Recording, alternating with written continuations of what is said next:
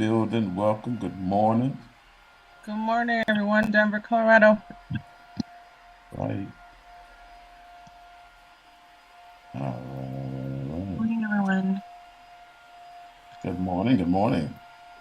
Let's see here. All right, Miss Ava. Good morning. All right. All right. Yes. All right. So we're gonna go ahead and get this show on the road, guys. So the week that was a great week.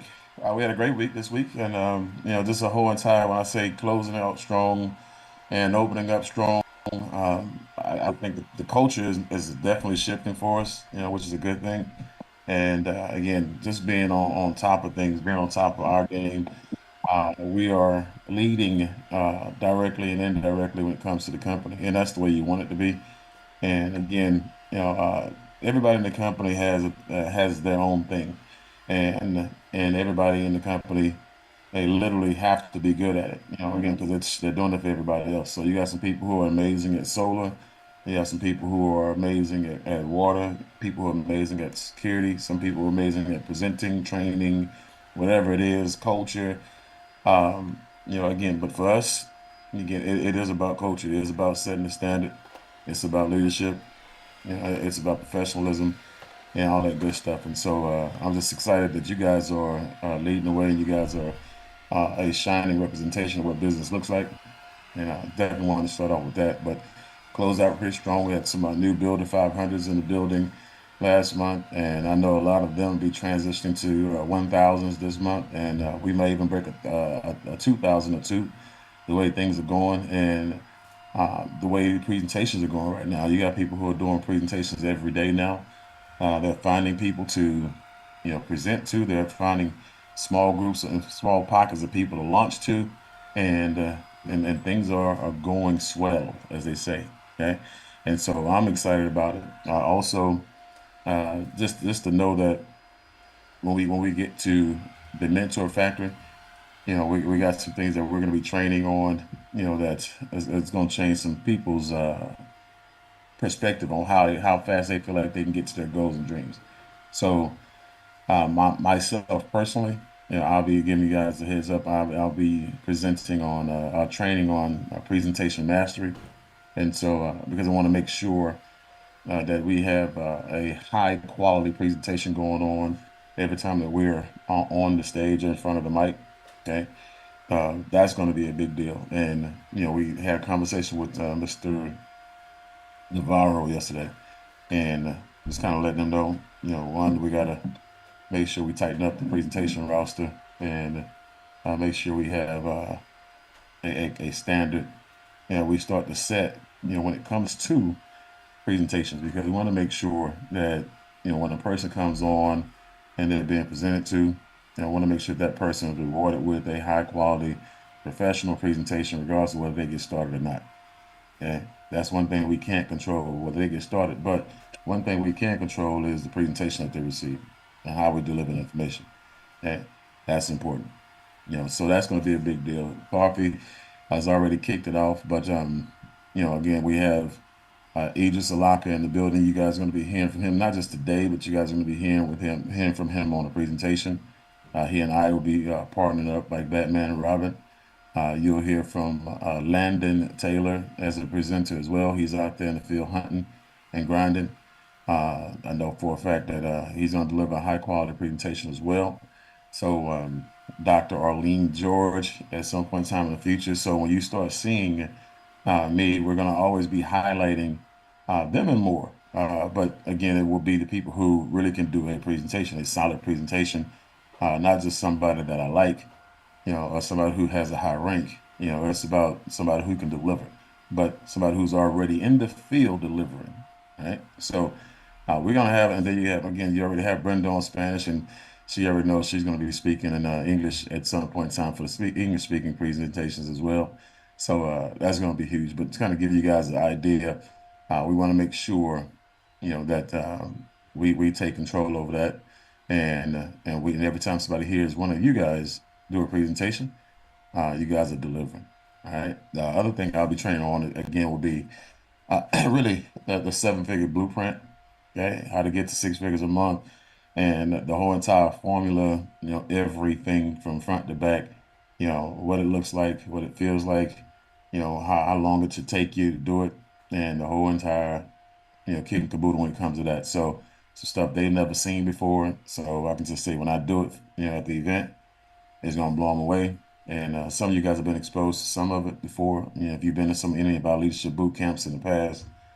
So again, this time is gonna be on steroids though. So let's just make sure we are in attendance. Make sure that you guys anything and everything you have in California, make sure that they're there. If you have people in California, get them there. Because right now, when you look at the main office, anytime I've been in a company where we've had people in the same city as the main office or the same state, and maybe 2 hours of driving or 3 hours away from the actual main office, those people blew up, okay, because they had access to something that the masses didn't. They can walk into the office with a guest. They can walk to the office with a prospect for business. They can walk into the office with a customer, and and they can really see. They can show people that it's real right off the bat. They can get the culture immediately, and that's always going to be a big deal. So, anybody in California, you guys have, make sure that you're inviting them to the presentation on that Thursday night. And if they've seen a presentation already and they're on the fence, that event that we're going to be doing, the Mentor Factory event that we're going to be doing, that is going to be another exposure. That's a presentation of a different type. And so when it comes to guys in recruiting, the presentation flip chart is just one method of presentation. Okay, and if you're really good at what you do, you know your content, you don't even need a flip chart. Right? And if you really understand what a person wants, and a person may understand that, you know what, I just saw a presentation. That presentation was awesome, but I've seen a lot of presentations and joined a couple of companies, and I just need to see a little bit more. And so next thing you know, you put them on a training where let's say if I'm training on anything, it doesn't matter. That's another exposure. Or if there's an event and happening that they can get to, whether they got to fly to it or not, that's another exposure. Because when they get to that event, they get a chance to shake the hands of the owners and meet the people, see the training, see the environment, see the culture. And that's where they make decisions. And they don't just get started. They go out there and kill it. Yeah. And so I just want to kind of give you guys those two things, but those are things that I'll be training on. And so, but then, like I said, in the future, you'll start to see a lot of you on presentations, and we may even have a presentation or two to do that will be off of because I know the company's doing two a day.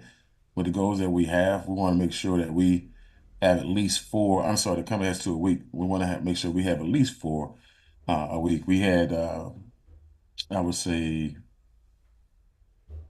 anywhere from 10 to 12 a week when we were running in coffee, Monday through Saturday and Sunday. Once on Saturday, once on Sunday, twice on Monday through Friday, 12 o'clock and 7 o'clock. Okay? And so, again, grounding on purpose, doing our thing. So the company already has two. We might add two more Monday and Wednesday to that docket. And the company's still doing theirs, but we have to take hours to the next level and shift gears and make sure we set the standard. Because one thing that we're great at is building. Okay, so I want to make sure that we do that. But what we'll do now is because I want to make sure we get to the training. I want to make sure we go ahead and get some week reflections from the week that was, and kind of tell me what went on in your business, guys. And again, 30 to 60 seconds, so we can get into the training, and kind of let us know what went. If you got your 8 points, you just run off your 8 points. If not, give us something you learned this week, or something that you applied from what you learned this week, and a result.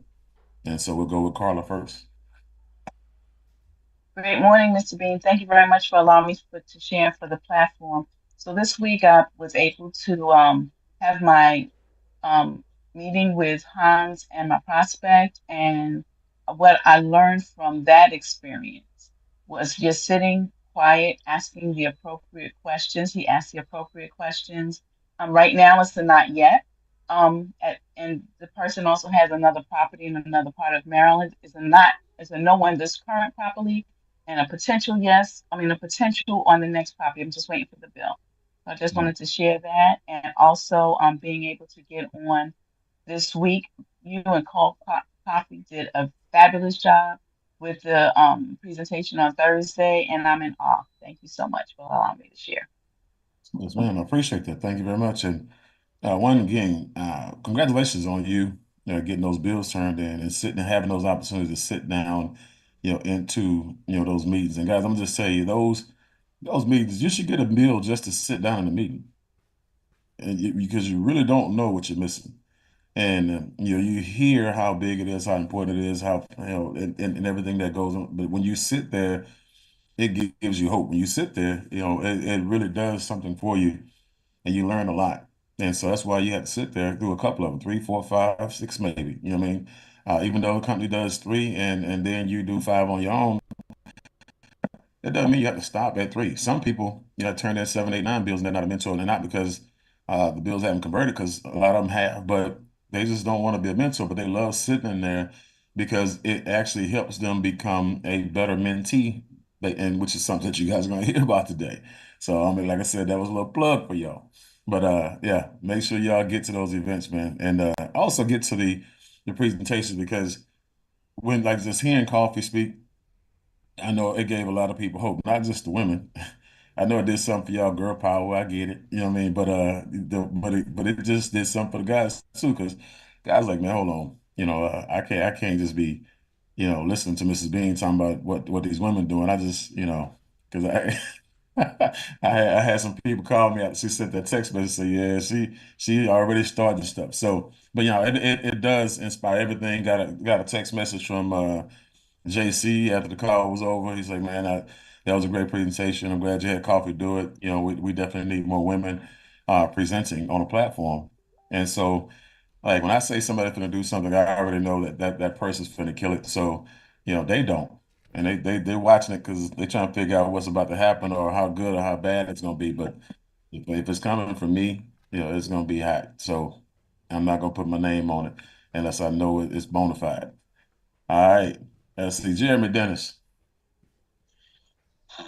Good morning. Good morning. Thank you for letting me speak this morning. So I've been uh just applying what I learn on a daily basis, listening to you, listening to Idris and everything, and could tell a big difference because people are actually asking me when I'm talking to them, how long you been doing this? Mhm. It, they think I've been doing it for 10, 15 years, but I'm just applying what I'm learning from you and everybody else, and yeah, just going out making deals, trying to get something to happen. So Mhm. We talk every day. And again, guys, if we don't talk every day, it doesn't mean anything. It just because I know I have people who are closers, who are mentors, who we don't talk at all. We might get a text message, we might text back and forth every once in a while, every 3 or 4 days, every 4 or 5 days, whatever it is. But they're out there hunting and the grind. But if you're building and you're really out there doing something, I'm hearing from you every day. Like Jeremy's always, hey, I had to. His first words is, and I'm sorry I had to call you again, dude. Don't be sorry. This is what I want. I want somebody calling me every day because they got a new, a prospect that has a new question, that has a new a business or a new whatever it is. Them the type of conversations mentors and coaches want. They want them phone calls. They want that smoke. They want you to call every day. What's bothering me is when I don't get phone calls or text messages. What's bothering me is when I don't have three ways on lifelines. That bothers me. So you actually calling me every day, Jeremy, with the questions and the things that you have going on, bro. Keep it going, bro. I appreciate you. you, Appreciate I just don't want you to get tired of me. you. Yeah, yeah. Come up missing. I get tired of you. All right, all right. Who's next? Let's see here.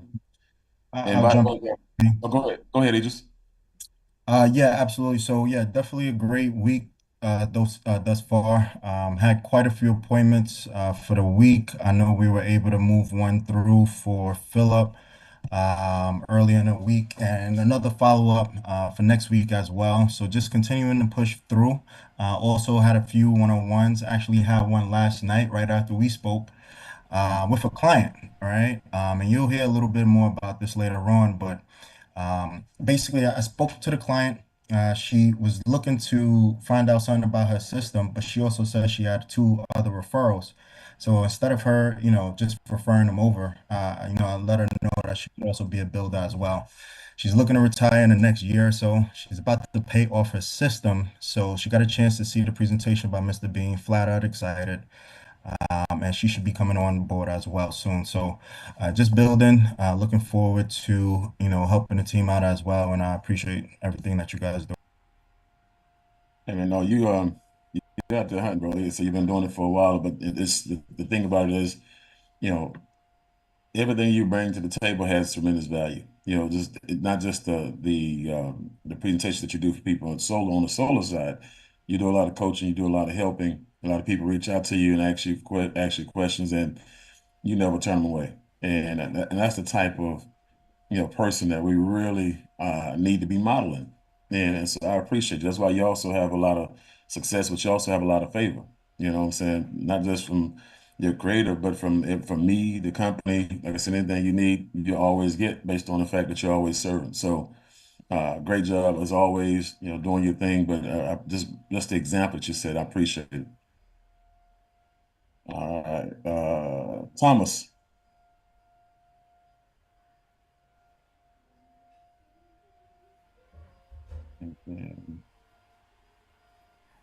Okay, I had to take myself off mute. There you go. There Good you morning, go. good morning, good morning, team. I tell you, man, I'm so excited this morning. Yesterday I had a chance to look at a video for from the CEO of Freedom, Brett. I think he pronounced his last name. Appreciate Well, I don't want to appreciate crucify, but I think it's Bauchi.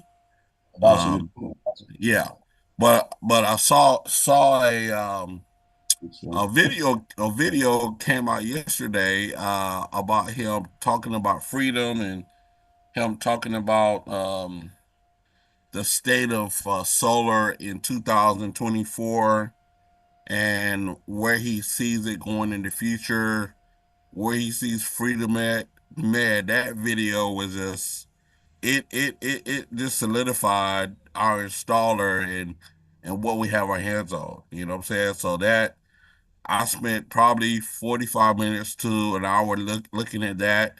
And then I wound up finding other videos that he had done on YouTube that I went back and I'm going back to listen to some of those because what it does, it just increases your belief in what you're doing, what you're installing. You know what I'm saying? Um, Sometimes you can if you go to BBB, there may be some bad reviews on Freedom, but with all the installs that they've done over the years, to have some bad reviews, their percentage is very low. But to hear him talk and to hear him give the vision, man, it increased my belief level in what we're doing and who our installer is. So that was my takeaway from the week, man. That I would recommend everybody to go look at that video if you hadn't looked at it yet, because it was really old point. So Yeah. that's all I wanted to share, Mr. Bean. Appreciate you. And guys, I'm gonna tell you that and we were all on, I know we were all on one live. As a matter of fact, I think we were all on two live at some point in time. And he was just the information, like you said, was spot on. Just doubling down on, the vision for freedom. And for me, that's one of the things I promote and I highlight because it was one of the reasons why I got started, in this company in particular, based on doing the research on installers. And so again, yeah, like you said, if you're gonna go and research things, research, his conversations and listen to him speak about the company, about the future, and do something for you.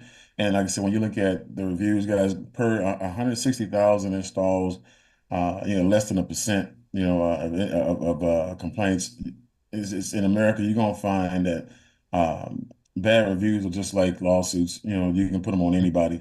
The thing about it is whether you win that lawsuit or not, is the most important thing, and most people don't. And so, when you look at bad reviews, again, you gotta look at the actual review itself and see who the review is on. If you look at Freedom, most of the time, it's on somebody, not Freedom Freedom necessarily. So it's on somebody who's doing their own thing, right? And but again, it's just one of those things. You're gonna find them. The cool part about it is when you do the math on them, it's irrelevant, to a certain extent because these guys are high quality. They've been doing it forever, and they keep doing it the same way, and reflecting and getting better every time they do it. Again, it's just better for us long term. So, good job, Thomas. Appreciate you. Coffee Brown. Hot coffee brown. All right, hilarious. Wealthy Rising family. Super excited to be on with everybody. Thomas, good to see you, brother. We still lifting you up, you and your family. But this week was interesting. Everybody was thinking that I was ready for that. I really wasn't. Mr. Bean told me about presenting. I was like in shock. Um, I was talking to Landon. I was like, "What am I supposed to do? What am I supposed to do?" Landon was like, "What you mean? What you supposed to do? Present?" I was like, okay, so I was very nervous, y'all. That was unnerving for sure. But super grateful for that opportunity. And if you guys had noticed, our team is the only team where women have presented for the very first time. Brenda presented in Spanish the first time. I presented to the big team the first time. Miss Bean presented to the big team with the water filtration the first time. So we're doing a lot of first in our team. So listen, I mean, I was just thinking, Mr. Bean, I was like, we have got to be cohesive, family. We got to work together to give this company what it really needs. This company needs a big, big push. And I'm telling y'all, it's going to come from our family. So we got to work together, drill down, participate in everything that you are able to participate in. Even if you can't be on camera all the time, be present, be present. Even on Mondays when Angel is doing her thing with the training that she's doing, which is powerful for the role playing. Even if you're rolling wherever you're rolling, coming from work, just hop on and stay in together. We are a family. We got to stay together. We got to stick together tighter than we ever been before as we leave out of 24 heading into 25 so that we can get Mr. Bean to national. We literally have got to push him to the highest pinnacle of success in this company. What does that mean to us? We all are going up. So this week, I put my hands to the plow for real. I had been putting my hands to the plow in September, had a candid conversation with Mr. Bean about some things that he wanted us to be doing. So we literally drilled down, did those things, and pressed through some internal difficulties that we were apprehensive on doing and overcame those, made some calls that we were literally not going to make.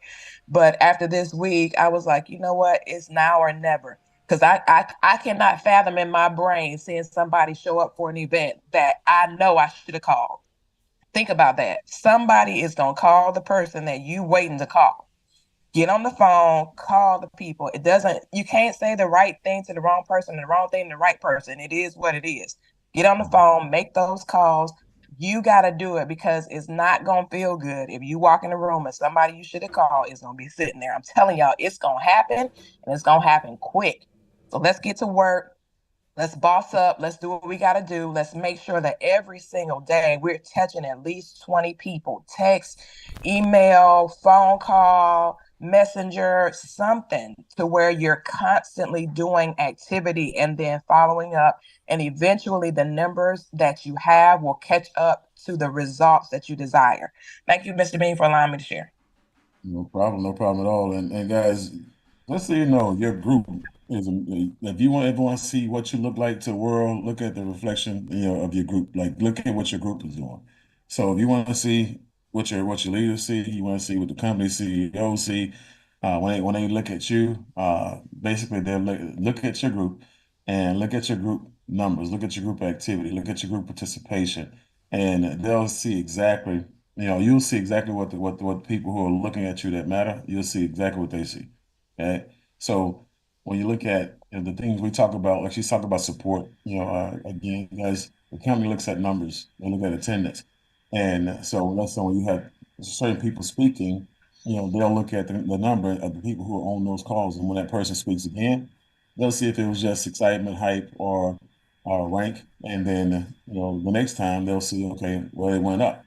And so it must have been a good presentation, or else it went backwards. It must have been hype, or it must have been a bad presentation, right? And so company looks at that. We look at that. What are your cameras on? So go ahead and let's see here. Hold on. All right. So again, kind of looks at those numbers. You want to make sure you have those numbers and but invite everybody, guys. The one thing you like you said you don't want to have happen is that somebody that you were supposed to invite, and I say supposed to because they were on your list, right? But they ended up at that event with somebody else. I did that. I literally went to somebody's like I remember this lady, she had a beauty salon that was in the back of her mom's house and they had been there for a long time. And she was in one of my groups before, and her phone, for whatever reason, um, yeah, I couldn't connect with her. She got a new number. And so I went by there. I drove by there, pull up, beauty salon is closed, right? And so not open anymore. I go to the event maybe a month and a half later. I walk in, her and her husband standing there. And it's not because I didn't call them. It's just it was just there because somebody else was able to communicate with them and I couldn't. Right. And then that my heart dropped because I already know what was about to go down. And they end up going with almost Emerald in that company, which is 80 grand a month in volume. They were doing on a consistent basis about 60 to $70,000 in volume, which for me would have been about extra $5 to $10,000 a month.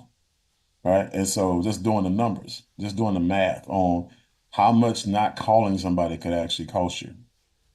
Think about it. You don't call somebody who, let's say Idris calls somebody, and let's say Idris calls Jarek, and Jarek, he gets started. But Jarek was also on Dale's list, and Dale didn't call him.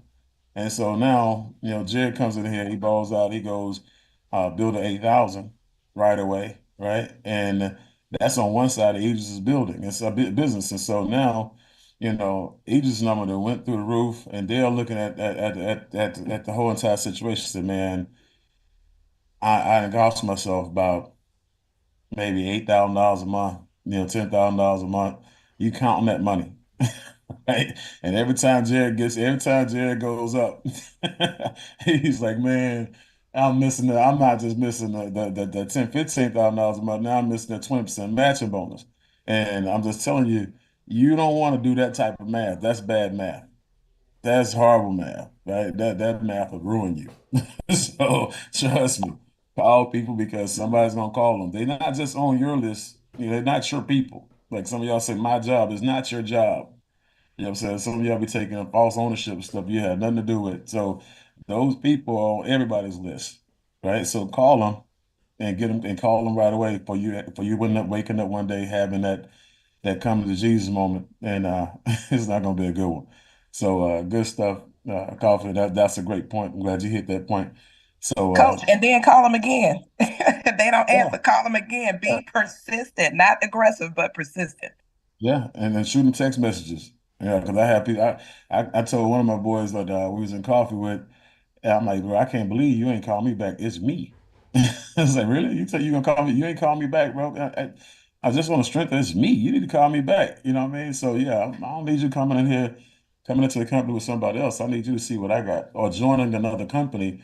That's another thing, guys. Just because you don't see them in this company, the worst thing can happen is that they end up in another company. You see them in a company, another solar company, or another any type of company that's out there.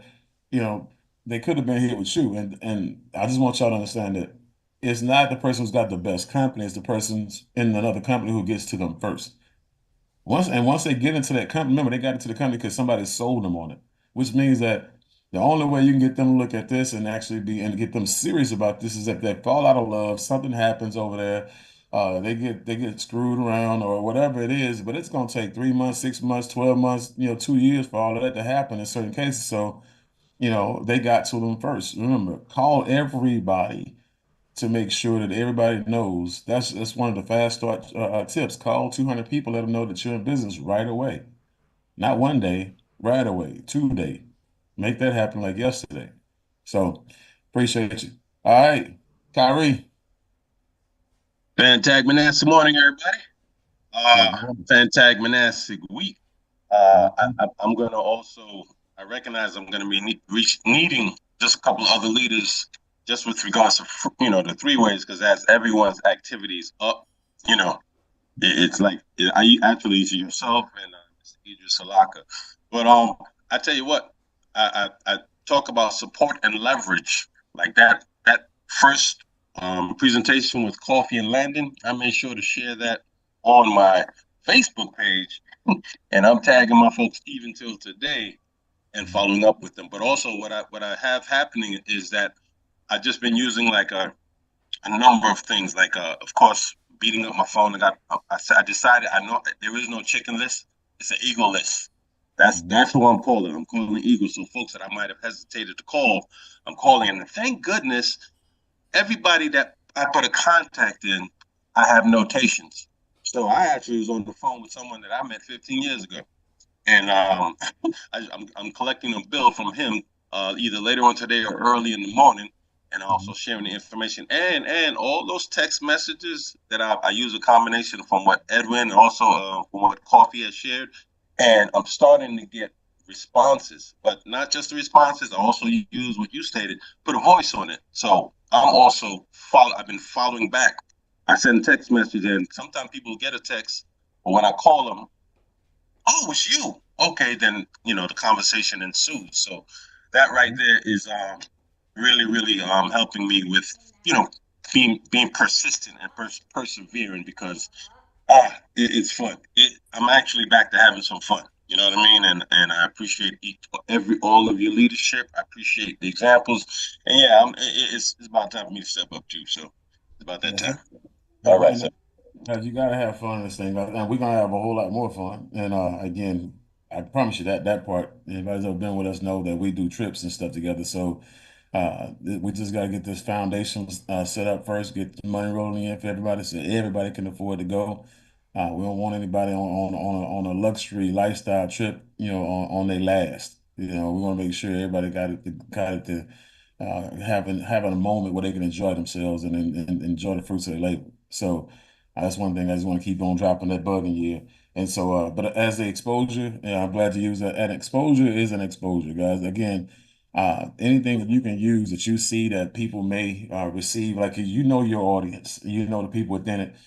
My presentation doesn't resonate with everybody, right? And so you have some people where JC's presentation, it resonates with people. You have some people where, Coffee and Landon's resonate with people. Well, whoever the presentation is going to be, when you see that presentation all the way through and you see how powerful it is, or you see how cool it is, or you see how technically sound it is, or whatever it is, once you see the presentation, if you like it, you love it, for a fact that at some point in time you'll have someone come across it, that you'll come across that it would be perfect for that person. Okay. And so just like a training as well, like so there are certain trainings I have my go-to trainings, my presentations, the Solar Pro training, that's a go-to for me 100% of the time. The one of the my presentations that I do, that's a go-to for me. And what's the other one? If I'm dealing with a company, there's a presentation that we've done. I'm not gonna say the company's name, but we have a versus. So when a person is in a solar company, we show them, hey, look, here is our company stacked up against their company. This is why you would have made more money in our company, based on what you're seeing here. This is not the only company out there like that. And we dominate everybody. And so, and I use that video as well as now also the realtor presentation. So now, you have two different versions of that. You have the JC version for those who fit that. You have my version. And again, mine is going to get better. I just don't want mine to seem like it's a network marketing situation. I don't want. I want to make sure that every time somebody sees, our presentations, it's an enterprise, it's a business, it's a corporation, it's an opportunity to partner, not an opportunity to join. And so, again, that's verbiage. You're programming the way you actually receive by people based on what you say to them. All right. So great job, Dale Boudreaux, and then we'll wrap it up with Landon, but we have a couple more between. But Dale Boudreaux. Yes, sir. Good morning, everyone. First of all, Mr. Bean, I appreciate the platform. Uh, for me, it's about the system. I mean, our company has a system, but the system that you put in place and are put in place is second to none, man. Look, you know me, I work with Fortune 500 companies my whole life. but this system you put in less than months is mashing. It's just simply mashing. And look, when you have to go through things, you rely on the system to keep you plugged in. And you put this system in no time. I mean, imagine a year from now where this system's going to be. It's amazing. I'm sitting down there with someone that's on my team there, and I'm showing him everything that we're doing, and he's going, "Oh my God!" He couldn't believe it. He just like mic dropped and was like, oh, he couldn't believe it. So, I mean, this system that you putting in place right now, Mr. Bean, for me, it's about everybody understanding. Fortune 500 companies do not have this. And they don't have it this fast. I can tell you that right now, straight up, because I work for one. Mhm. And we have great products. The people I work for, the products are not that good and they cost too much, right? So, but they have a system, right? But our system is 10 times or 100 times better than that. And it's flexible and mobile, man. I mean, I just need people to understand that because that system you put in place has helped me over the last couple of weeks. I appreciate that. And look, I appreciate that so much, man, because I'm an old Navy guy. We love systems. So the system and how fast we scaled up in this system is unbelievable. People just, y'all have to understand, it's unbelievable. And this is the tip of the iceberg. Oh my God, man, in a year from now, when you say we're going on trips, Mr. Bean ain't lying. I'm telling you right now. It's That's what I really, got this week, Mr. Bean. yeah. And I'm gonna tell you guys, when you look at the mentorship situation, guys, a lot of people really, um, if you never had a mentor, you really don't have you really don't understand the power of it. And the mentor that just mentor you, if it's in business, it's not just in a company. The mentoring in a business is just mentoring the business in general. And so you can pretty much run somebody's company when you've been mentored by the right person. And now, I watched Dale, like this, Dale was already an animal when it came to sales and stuff like that, for the company that he works for. And when he was doing project management. And from the time he's done project managing all the way to where he's at now, like Dale has been, like literally hunted down by other companies and making them pack his bags and paying him to lead the companies based on the stuff that he's learned and over the years and the person who he's evolved into as a leader. And it's crazy because he's walking around the refineries and people like, Dale, how do you know this stuff? He's like, man, I got a mentor. You got a mentor? He said, you don't? And so then having these conversations with him, man, it just really does something for me because I know this is stuff that he's teaching his sons and his grandkids. You know what I'm saying? And so this is stuff that's generational. And so we talk about my goal to impact the lives of over 100 million children directly and indirectly through teaching those that they respect. This the same thing. When I leave this place, I want my stuff to be taught just like Jim Rome or the Jim Rome or Zig Ziglar, all the greats. Regardless of what level it's been taught on or the frequency it's been taught on, that goal has got to be hit and has already been set in purpose in motion. And so guys, mentorship is crucial. Trust that earning that position to be at somebody's table to listen to somebody give you the goods on business and on life is nothing like it. I've made a fortune off of what I learned from mentorship. So we talk about setting up shop like systems. This stuff here, I learned this stuff from one of the greatest. You know what I'm saying? When it comes to systems, say what you will about anybody out there. Everybody's got their flaws, but some people are great at what they do. And again, I just took what I learned and I put me on top of it. Right. And so it doesn't matter what company that we're in, I can open up shop overnight. Okay. That system goes over there, that system goes over there, stuff. And it just basically you being a character person, being able to attract character people. And so when I look at, Omi's been with me for years. She's probably the most integral part of the system. She's always the first here and the last here. She's always putting stuff together. And I need this on me. I need that on me. I call on me from the t-shirt shop on me. I need a logo. Is that logo done? Right away. Right before I leave the logo shop. It's just Hey, she wakes me up. Only is my alarm clock on Saturday morning. She calls me at 7:20 every Saturday morning. Okay, sir, who's doing the call this morning, sir? It's me. He's just doing the day. But yeah, I'll be on. All right, sir. See you at the call. Boom. And again, but that's that foundation. You know what I'm saying? All the stuff that she do. Remember, you see everything that the company does on Facebook, not just on our Facebook group, but just on all of my Facebook groups, right? And she even because she's streaming it from the company to our Facebook groups. She's on every call. You're not, but she's on every call, right? So you got to be on every call to stream every call. So on top of everything that she does, right? That you get that you don't even know why you're getting it for the most part. Just like little stuff you take for granted. You just wake up and it's there, right?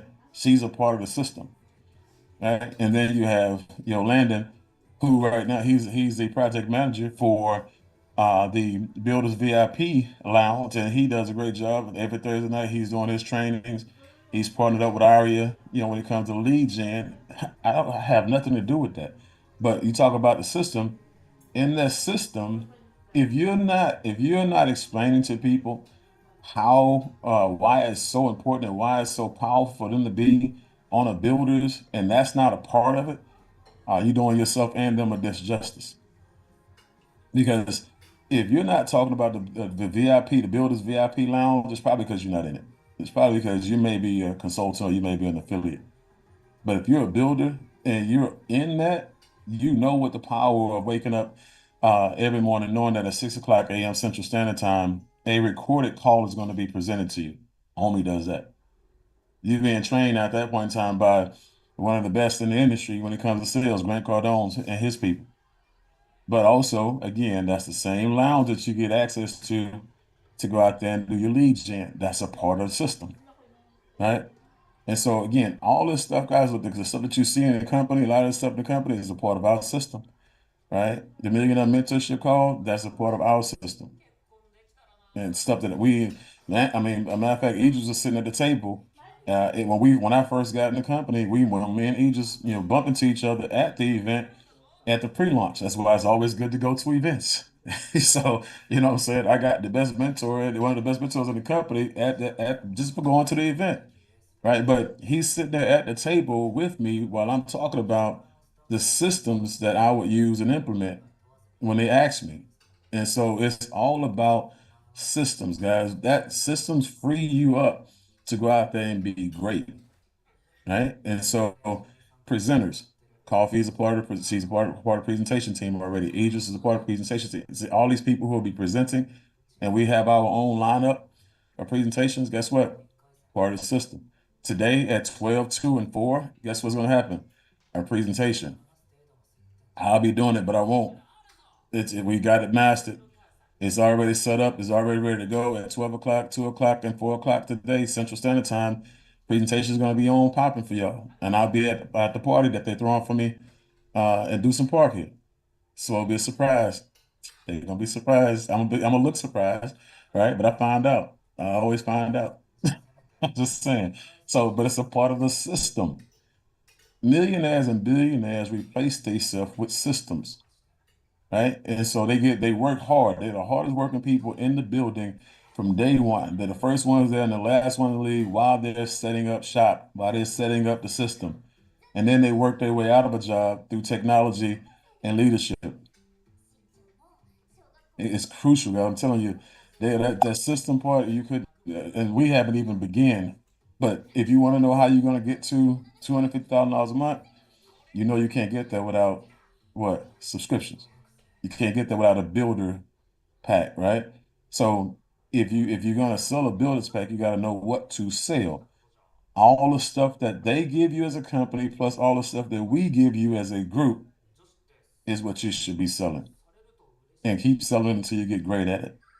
And next thing you know, everybody on your team, you won't have any consultants on your team. You won't have any affiliates on your team. Even the people who just come and sell solar, they'll come in on the builders because they'll be like literally they'll be afraid to miss the benefits. And that's where your value is. Okay. So I got systems, I can do that all day long. All right. Appreciate you, Dale. Brenda. Hello, everyone. Good morning. I hope everybody's having a great morning. I just wanted to jump in. You kind of mentioned some stuff that I wanted to talk about, the systems, and Dale did too. But I want to congratulate Miss Coffee and you for that call. Again, that call, Coffee just got me on fire. Incredible, incredible call. I actually shared it myself too on my Facebook. The first call that she did the day before with London. So I had shared that, and then seeing you guys there and just rocking it. I mean, as a team, we have to understand where we're at and where we're going. And I just wanted to say thank you for everything you have done, Miss Bean has done, the system itself. We got to understand where we're at and what we have. I mean, when you look at the leadership that we have, starting with that Mr. Bean and Miss Bean, it's just incredible. I can't thank you guys enough. And then the system that we have in place for us to succeed and to actually do what we need to do. Our back office. I mean, our back office. Hearing it from one of my directs, Mr. Barry Overton, how impressed he was with what we have in the back office, and that he's never seen anything like that before. We have to understand what we're really working with and what we have promoted, teach our people, because there's a lot of stuff in our back office that we can use just to get people in. Also, that's very important. Our pages, when you look at our pages, every single page we have with our websites, those are just incredible. I mean, for somebody to come out and just create everything. And of course, I want to talk about, we have to make sure we work on our why, and it's like starting all over. Like me myself, I'm starting all over because that why has to move you, and it has to be strong enough for you to actually realize what you're in and what you have, because there's nothing out there like what we have. So we have to run, like Coffee mentioned this morning. We have to. We're all a team. We're all part of this beautiful team, and we have to get where we need to get and make sure Mr. Bean is where he needs to be with Miss Mead. And let's just work on that. I'm very excited about working together with London. I've been working on that this week for building the school in actual and doing it in Spanish. So for me, it's very important because there hasn't been enough Spanish things out there for the team, especially because you guys know I'm working on Spanish team, and I've actually lost people because of the Spanish side. So I don't want that to keep happening. And I'm definitely working on, and like I told London, I'm ready for it. Let's do the school, let's do the Spanish school, because if I can get them to even, get leads and stuff, that's going to be very big, because that'll keep them, because they're going to make money. Because I know a lot of Hispanics like to sell. That's one of our top things that we like to do. So I just need the actual training. But I'm very excited because we're working on that. Been studying on that. I did my lead generation post, and my page has gone up 250 likes. So that's working, and I'm very, very excited to do it in Spanish. So just wanted to say thank you, and we're doing this for you guys. So for anybody that speaks another language, it's going to be there available when we're working there on it. I'm very excited. So just keep up the work. Don't forget your wife. Don't forget your why. And I'm gonna tell you right now, Brenda, and when you talk about um, first of all, the person when you're doing translations, the person who's doing the translations, the more and more you translate, the better and better you get. The more thorough you are, with the information, and you end up processing information better than everybody else because you want to disseminate. You have to study it, articulate it, break it down, and send it back out. And so your level and grasp of everything that we do when you have to translate it to Spanish, it makes you stronger and better as well, and that's a good thing. Also, when it comes to the not knowing where you're at, not knowing what you have your hands on, a lot of people are guilty of this, and it's not because of disrespect or just not being grateful where you're at. It's just most people haven't been trained on how to evaluate companies in the market. And I literally remember when I was in coffee, um, it was maybe but within first 3 to 4 months of being in coffee and Organo at that time. It was some things that happened before we got started in the company with my senior partners that I didn't agree with, and they introduced me to the company, and so they had a lot of power in the company. So he's like, you know what? I'm not going to lead the company. I just told my wife, I said, look, at the end of the day, I know this company. I'm looking at the industry. The industry is horrible right now. There's nothing out there right now. Nothing. And he used to tell you, it wasn't nothing out there at that time at all in industry network marketing. Barry will tell you it was nothing out there. Dale will tell you it was nothing out there. It was nothing out there at that time. And all I knew is the system that we was in was great. They had a millionaire mentorship call every Monday night. The trainings that they did was great. I told my wife, I said, look, I don't, whatever they did, they did. And at the end of the day, for me, they can't kick me out of the company because I hadn't did anything. And so, but I don't have to lean on them if I no longer trust them. I said, so guess what? They got to train me because I'm gonna be on every millionaire mentorship call. I'm gonna be in every event and I'm gonna learn everything that they teach. Because at some point in time, we decide to make our move and move somewhere else. I won't need anybody to do it for me. I won't have to leave with anybody. I'll be the person who will be guiding the ship. I'll be the person who learn everything that we need to learn. I'll be the person who put everything in place because I know me, my character, and how we deal with people, how we deal with our people. So we won't have to worry about nothing. But there's nothing else out there, and there's nobody else out there who has this level of, power, who has this level of experience and expertise in this industry. So I have to be here right now. And so right now, there's nothing out there in the industry. People talking about saving the network marketing industry. And look, that's not your job. My job is to save people, period. That's what, like I was just talking with Mr. Navarro yesterday. We talked about the company's mission and everything else and what people are talking about. I don't care anything about network marketing. The industry, and I don't owe the industry anything. The industry doesn't know me anything. The industry is exactly what it was to me. It was an opportunity, it was a bridge, and it got me to where I'm at now based on access. But right now, my focus is people, not the industry. So if the industry takes a plunge, that's great. If it thrives, it's great. Only thing I'm caring about right now is build. And so I'm gonna just tell you, right now you're in the right place at the right time. But don't think because you're the first to get in the company, you'll be the first to make millions. You'll just watch other people make millions if you don't really understand where you're at and take full advantage of the moment. Because people are coming into the company right now. And I'm gonna just tell you, when it comes to culture, a lot of y'all are gonna see the culture shift in the company.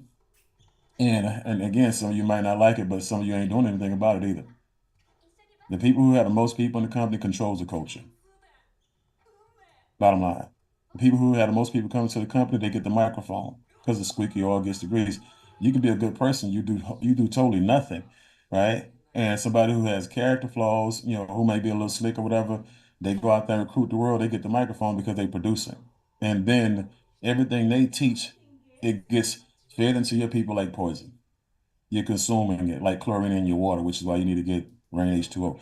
But that's a whole entirely different situation. It looks clean, looks clear, got some impurities in there though, right? But for me, it's always me get in first. That's why another thing, coming into this company as one of the first people leadership wise to be in this company, I get to now start to control the culture and the environment of the company before everybody else get here and they do it because I don't want my people to adapt to them. I want them to adapt to my people. And so that's the thing when we did the coffee. I'm just giving you guys some things right now that's important because you're gonna need this within your groups. Right? I'm just telling you this is everything that happens in a company. Remember, you consider your group as a company within a company.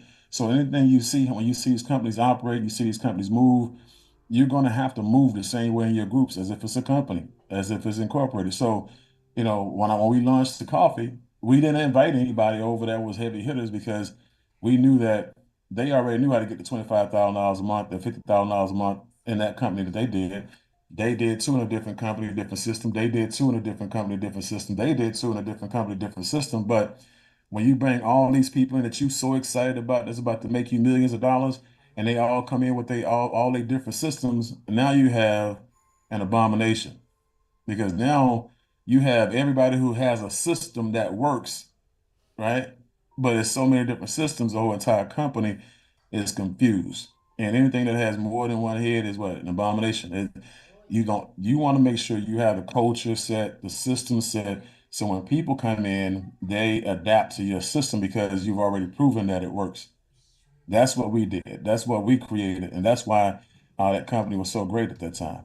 And so that's what we're doing here, making sure that the system is in place, making sure that you guys are at the forefront. You guys are recognized, you guys are building, you guys are now the ones that are being looked up to. So when other people come, right, and they do great things, they won't have the influence over the audience.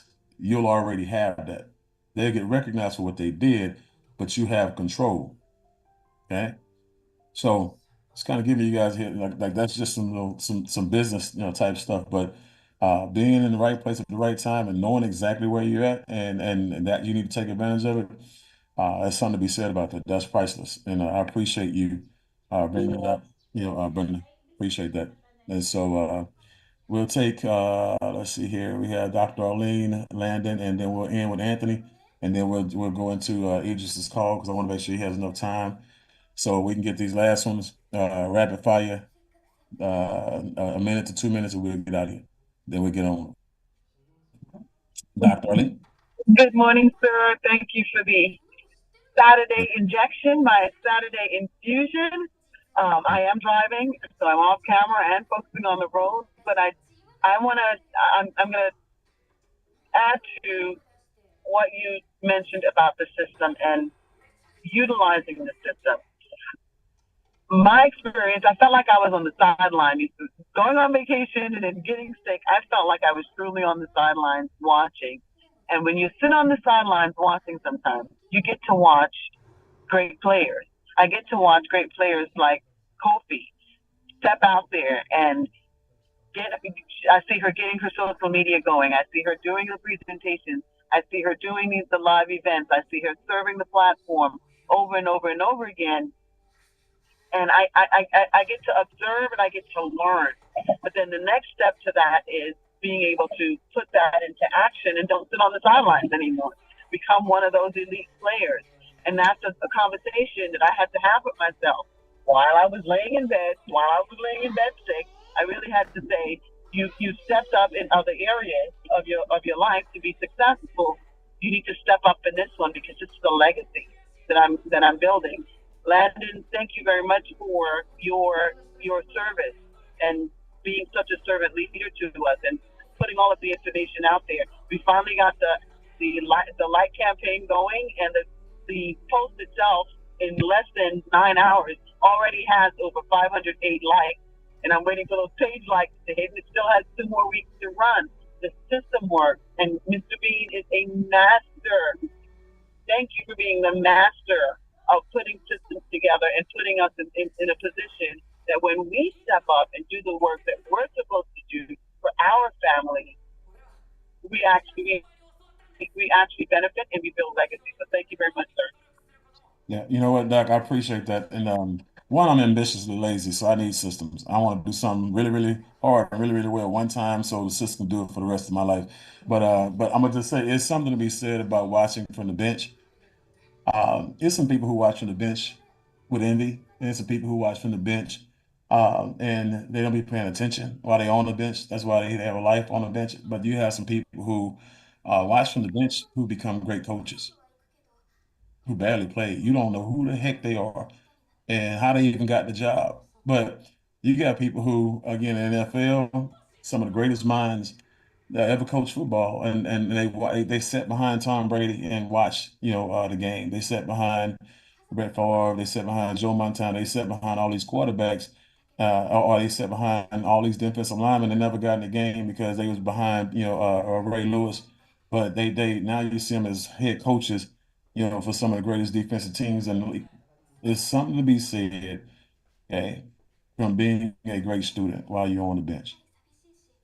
Again, I'm like I said, I was on the bench when I first got here, listening to everything that JC put out, every training that he put out, every presentation that he did, every three-way phone call that he did. I was sitting on the bench And I'm sitting there like, man, whoo, this is good stuff here. I can't wait to run this play.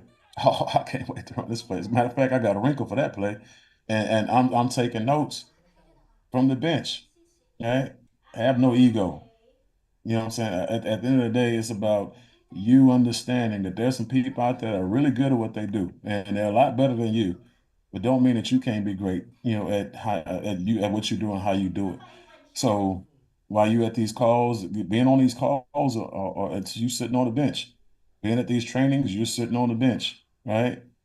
And so learn while you're on the bench, and just tell you, like I said, that puts you in a position where you can see some things because you're not a part of that play. You can see things that are happening. You can see dynamics that are happening that makes the play successful, or why that play broke down, why there was a sack on that play, why there was a turnover on that play, why the person missed the isolation, alley-oop, or whatever it was. You can see that, and if you can see that, just like some of y'all who were on the bench on Tuesday night presentation. You were on the bench.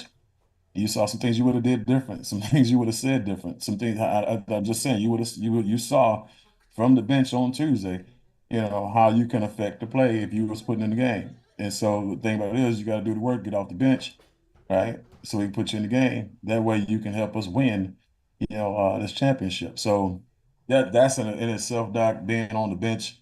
That's the topic for, like I said, you can do that all day, every day. We can train the whole day on that. So that's a good insight. Appreciate you. Anthony and then Landon, then we'll go into Mr. Idris Alaka.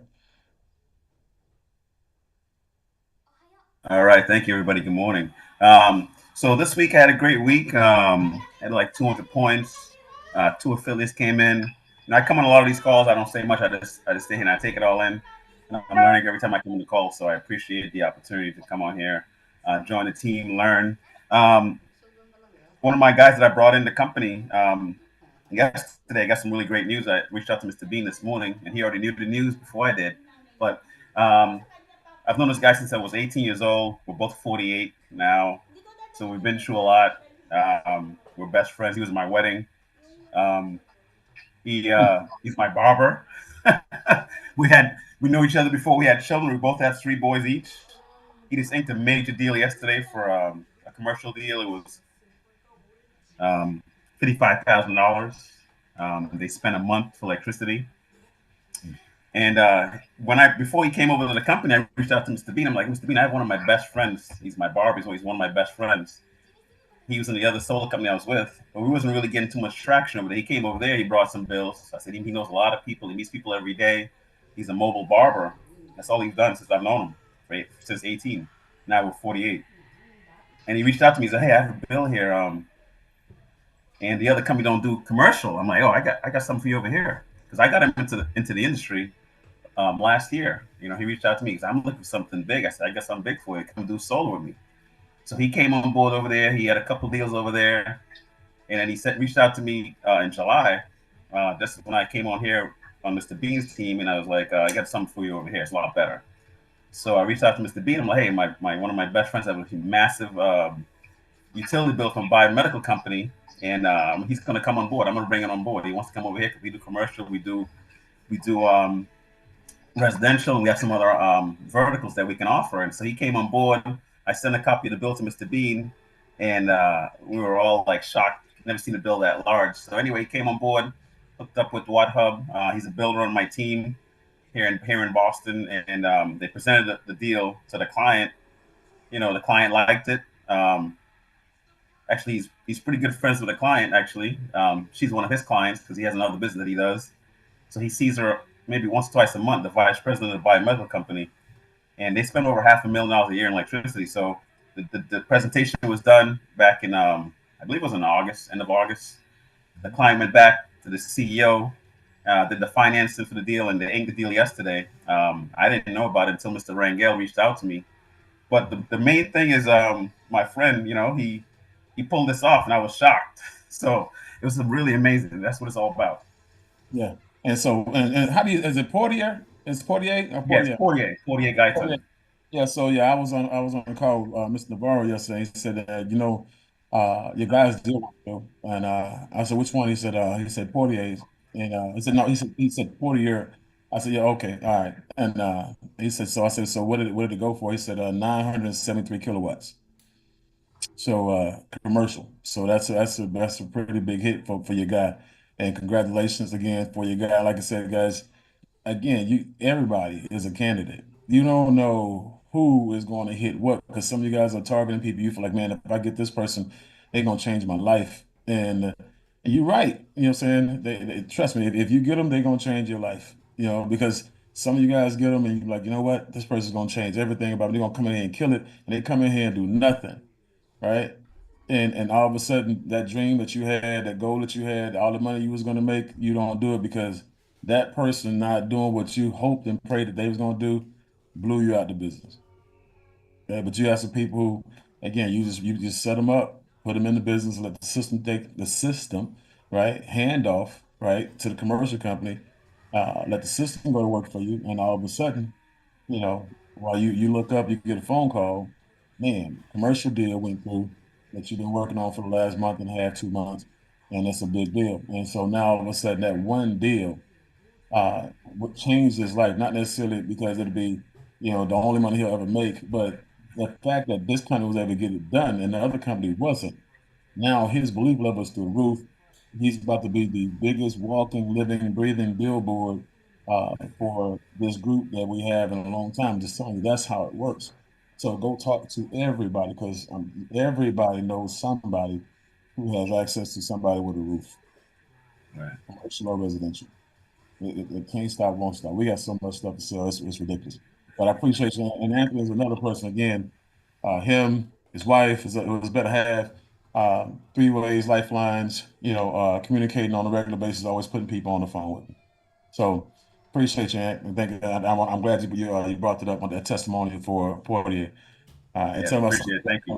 personally. I appreciate that testimony. All right. Yeah, I think he's on right now. Actually, I think he's on the Zoom. I got him on this morning. He's working, but he's on. There he is, right there. Okay. Cutting Okay. hair. Congratulations, 48. Yeah, there you You go. got to take yourself off mute. Take I yourself see off it. mute. There you go. Unmute yourself. Unmute your phone. I think he's doing it now. He waved.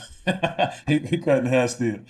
It's all good. But no, that's a good thing. I'm looking forward to catching up with him on it again. That's a call for celebration. All right. Let's see here. Oh, let me see here. We can't hear you, even though you're off mute. Let me see. Turn your volume up a little bit.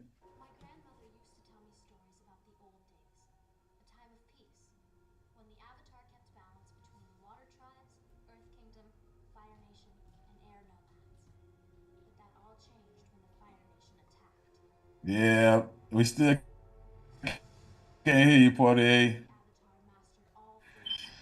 One person want to hear Yeah, you. actually, no. Hold on. I got him on the phone, so somehow his phone's not the volume's not coming up. But you can probably hear him as he talks to my phone.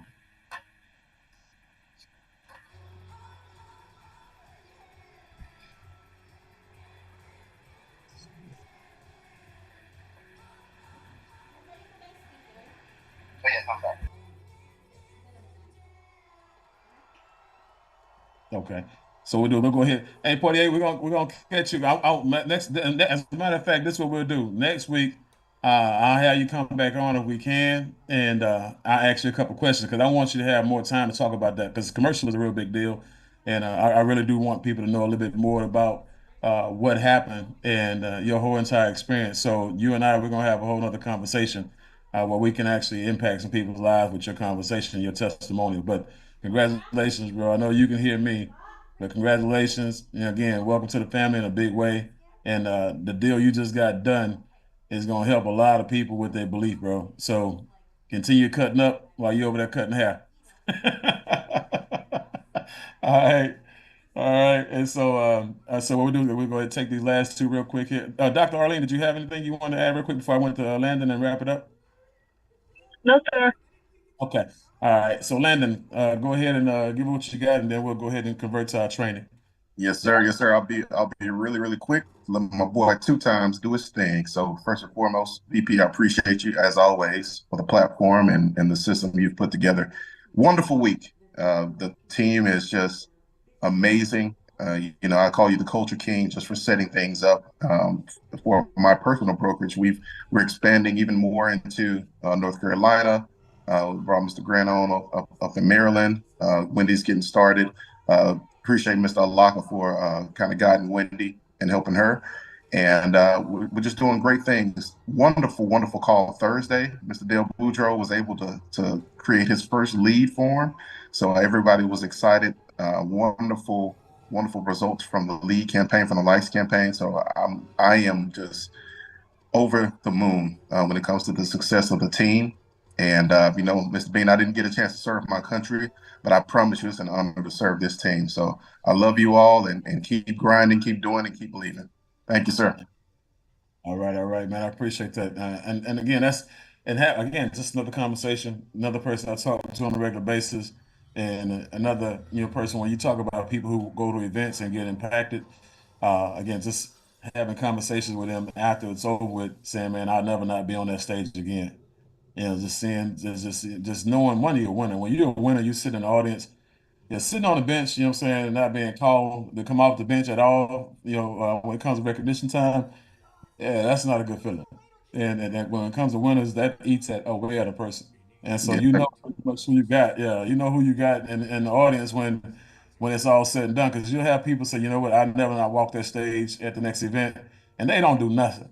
But you got the people who really mean it, and you see that they mean it, and they be out there in the field hunting, and then they be now all of a sudden hey man, what I need to do to get into the 2020 call? Hey man, what I need to do to do a presentation? Hey man, what do I need to do to? And all of a sudden, again, the grinding happens, and he's like, look, he's gonna be on stage being recognized at the next event already. Obviously, build a 500, but his goal he's shooting for build a 1,000, build a 2,000. I think as a matter of fact, build a 2,000 was his goal, at least minimal by the end of the month. But he's got people coming in every day. I see Francisco. What up, Francisco? From San Antonio. I see San Francisco. We talked to him last night. Who's again just came on board with our guy, upgraded with our guy as well. And his group is growing from East Coast to coast. And so that's a beautiful thing. But again, he's just talking about, and one of the things that I'm going to be training on how to actually break a new rank and how to advance in rank every month, and that should be your goal. So I'm just giving you guys a tip on that. Again, his goal is to advance in rank every month, and you should have a goal if you're a builder to do enough work to advance in rank every month. Okay, and so hot take, bro. Appreciate you. And so, yes, man. Shout out to my V8 engine coffee for putting that motor. She got yeah, me going. gotta have running, buddy. Gotta have Yes. running. There you go.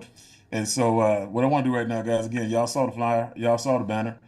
And again, this for me, I want to always highlight our people and put our people in a position where not you're not just serving here, you're serving here because what you're doing in the field or because your expertise and you're also in the field grinding.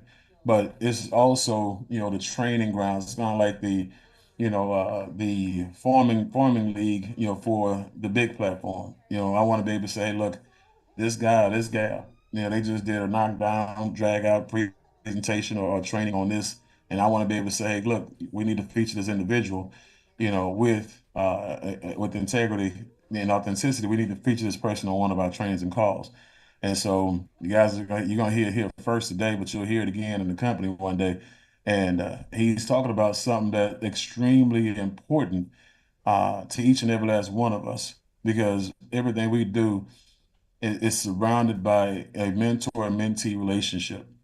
Okay? And so you can't have one without the other. If one person is off their situation, the whole entire deal goes south. And so we need everybody to be on the same page. And the mentee's job is just as important, if not more important, than the mentor's job, because that mentee's job sets the tone and how everything is going to go with the mentor. Okay. And most people, they have their mentors digging themselves out of holes that they didn't put themselves in. Right. And so they got to come back in and undo all the bad stuff that the mentee did. And so to make sure you guys are running and running, like when I say high speed, aerodynamic, low drag, Idris is here today to give you guys a training that he specializes in and one I can't wait to sit down and listen to. So Idris Alaka, the floor is yours, my man. Absolutely. And once again, Mr. Bean, definitely appreciate it. Just want to just give it back to you. I appreciate you allowing me to speak to the overall team. And this is near and dear to my heart because when we got a chance to meet early in the year, I should say, just understanding the person that you are and also understanding that this team is really out here looking to help people, right? In the solar industry, been in the solar industry for a while now, and there's a lot of people who take advantage. But everyone who I've spoken to on this team, we all have a part to help, right? And since I got a chance to meet and work with everyone, that's all I've seen, and it's a pleasure to be able to help and serve as well. Right. So once again, Mr. Bean, definitely appreciate that. And I'll go ahead and jump into the training. Obviously, we're talking about being, the perfect mentee. And, Mr. Bean just kind of alluded to it, but the reality is that we need both sides of, the situation to make a deal close. In my experience, the person who actually books the appointment, the mentee, actually is setting the whole situation up, right? You're setting the deal up for the mentor to close. And what I realized is that obviously, with me having experience in the industry, roughly about a decade or so, and people being new to the industry, there's a lot of information that kind of gets skipped over, right? So I got a chance to come in a company, be on the bench, for lack of better words, and actually get a chance to observe what some other, what the company was missing, right? And there's a lot of mentors that come in, and we don't even need to really have that conversation, but there's a lot of mentors that come in, and it's just one, two, three, quick and easy, right? They're only there to make a deal, right? They're not there to teach, right? They're not there to coach, right? And then what you'll experience is that the same situations and the same bad habits continue to repeat themselves, right? So I want to start off first and foremost by saying the first, I should say, there's about 4 steps to being a perfect mentor, right? And the first one is the area of concentration. Right. So if you're taking notes, you definitely want to write this down. The area of concentration, right? So what area do you want to focus on? Right. As you guys can see, there's so many different ways of generating leads. We have Mr. Landon Taylor on the line that's hooking everyone up with the online systems and through social media. There's door knocking, there's referrals, there's all of these different aspects. But the reality is if you try to chase all of these rabbits, right, how many do you end up with? Right? So you need to have a true focus and concentration of where you're actually going to get your business, right? So I know I was speaking to one of the team members the other day, and I'm not going to call him out, but he came to me with a bunch of different ideas, like I'm in a new market, I'm about to do this, I'm about to do that, I'm about to do this, I'm about to do that, and I'm like, yo, that's great, but what we need to do is just focus, right? So I want you guys to write this down. There's 3 markets that we want to focus on, when you're building your business. First is the cold market, right? Second is, and let me just explain that. Cold market is obviously cold calling, door to door, all right? And like, online leads and things of that nature, right? With cold market, all right, you can expect your outcomes to be roughly about 10%, right? So basically about 1 out of 10, right?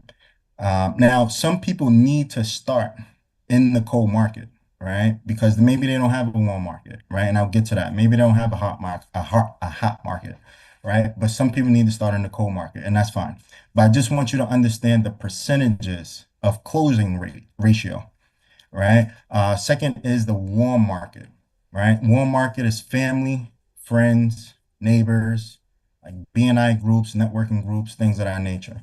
Closing ratio for that is relatively closer to about 50%, right? Maybe a little lower, but let's just say 50%, right? And then you have the hot market, right? Now, the hot market are referrals from, right? People you presented to, deals that you may have already closed, and installs that you may already have, right? So imagine, let's see, who just got installed?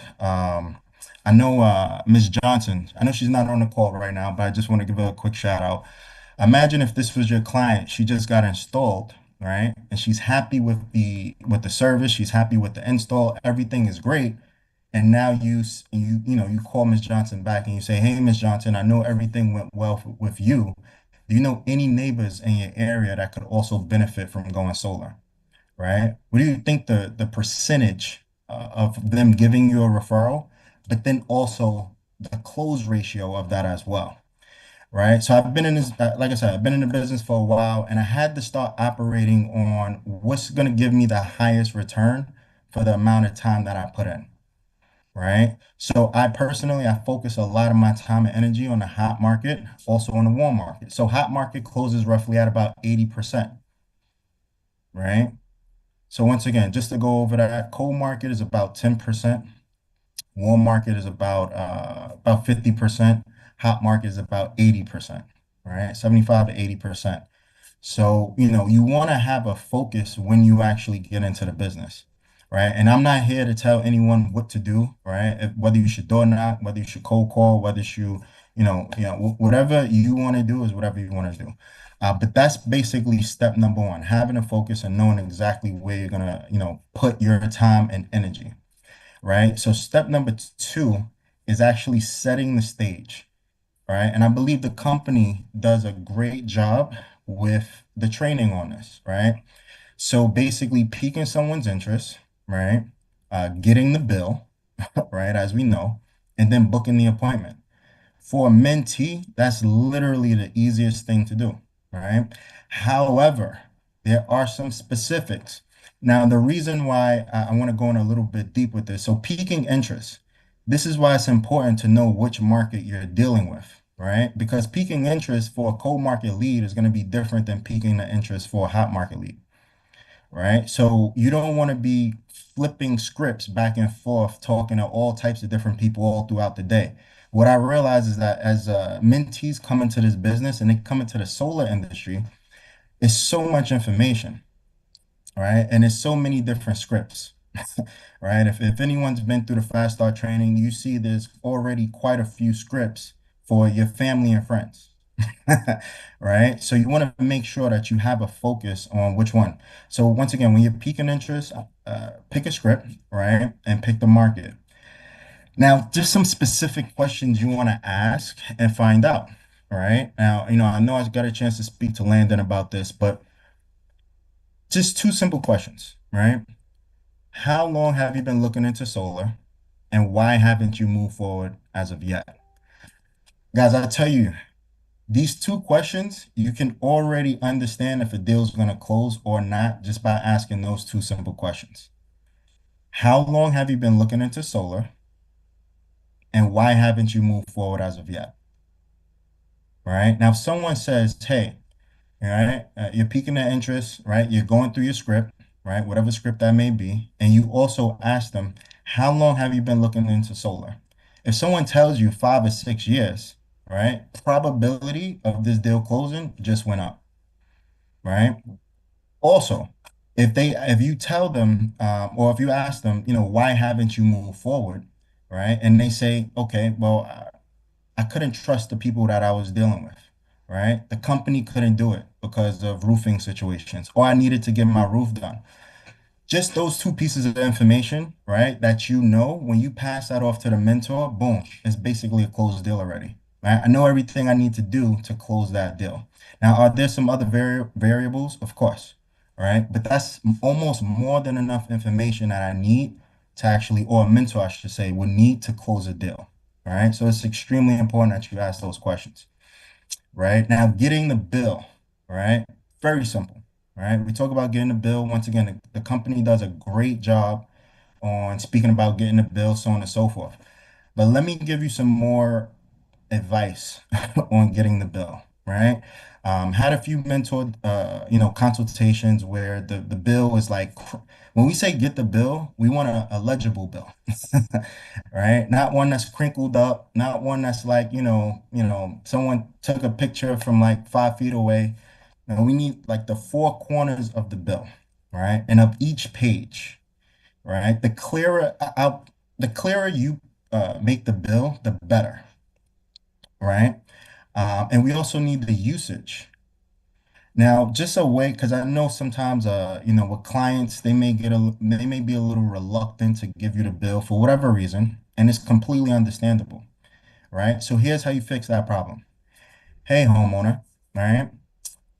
We need a copy of your bill, right? So we need to see the usage to see how much we'll be able to save you, right? Now you just put that situation in their favor, right? Obviously, if we're looking to go solar, that homeowner obviously wants to get savings, right?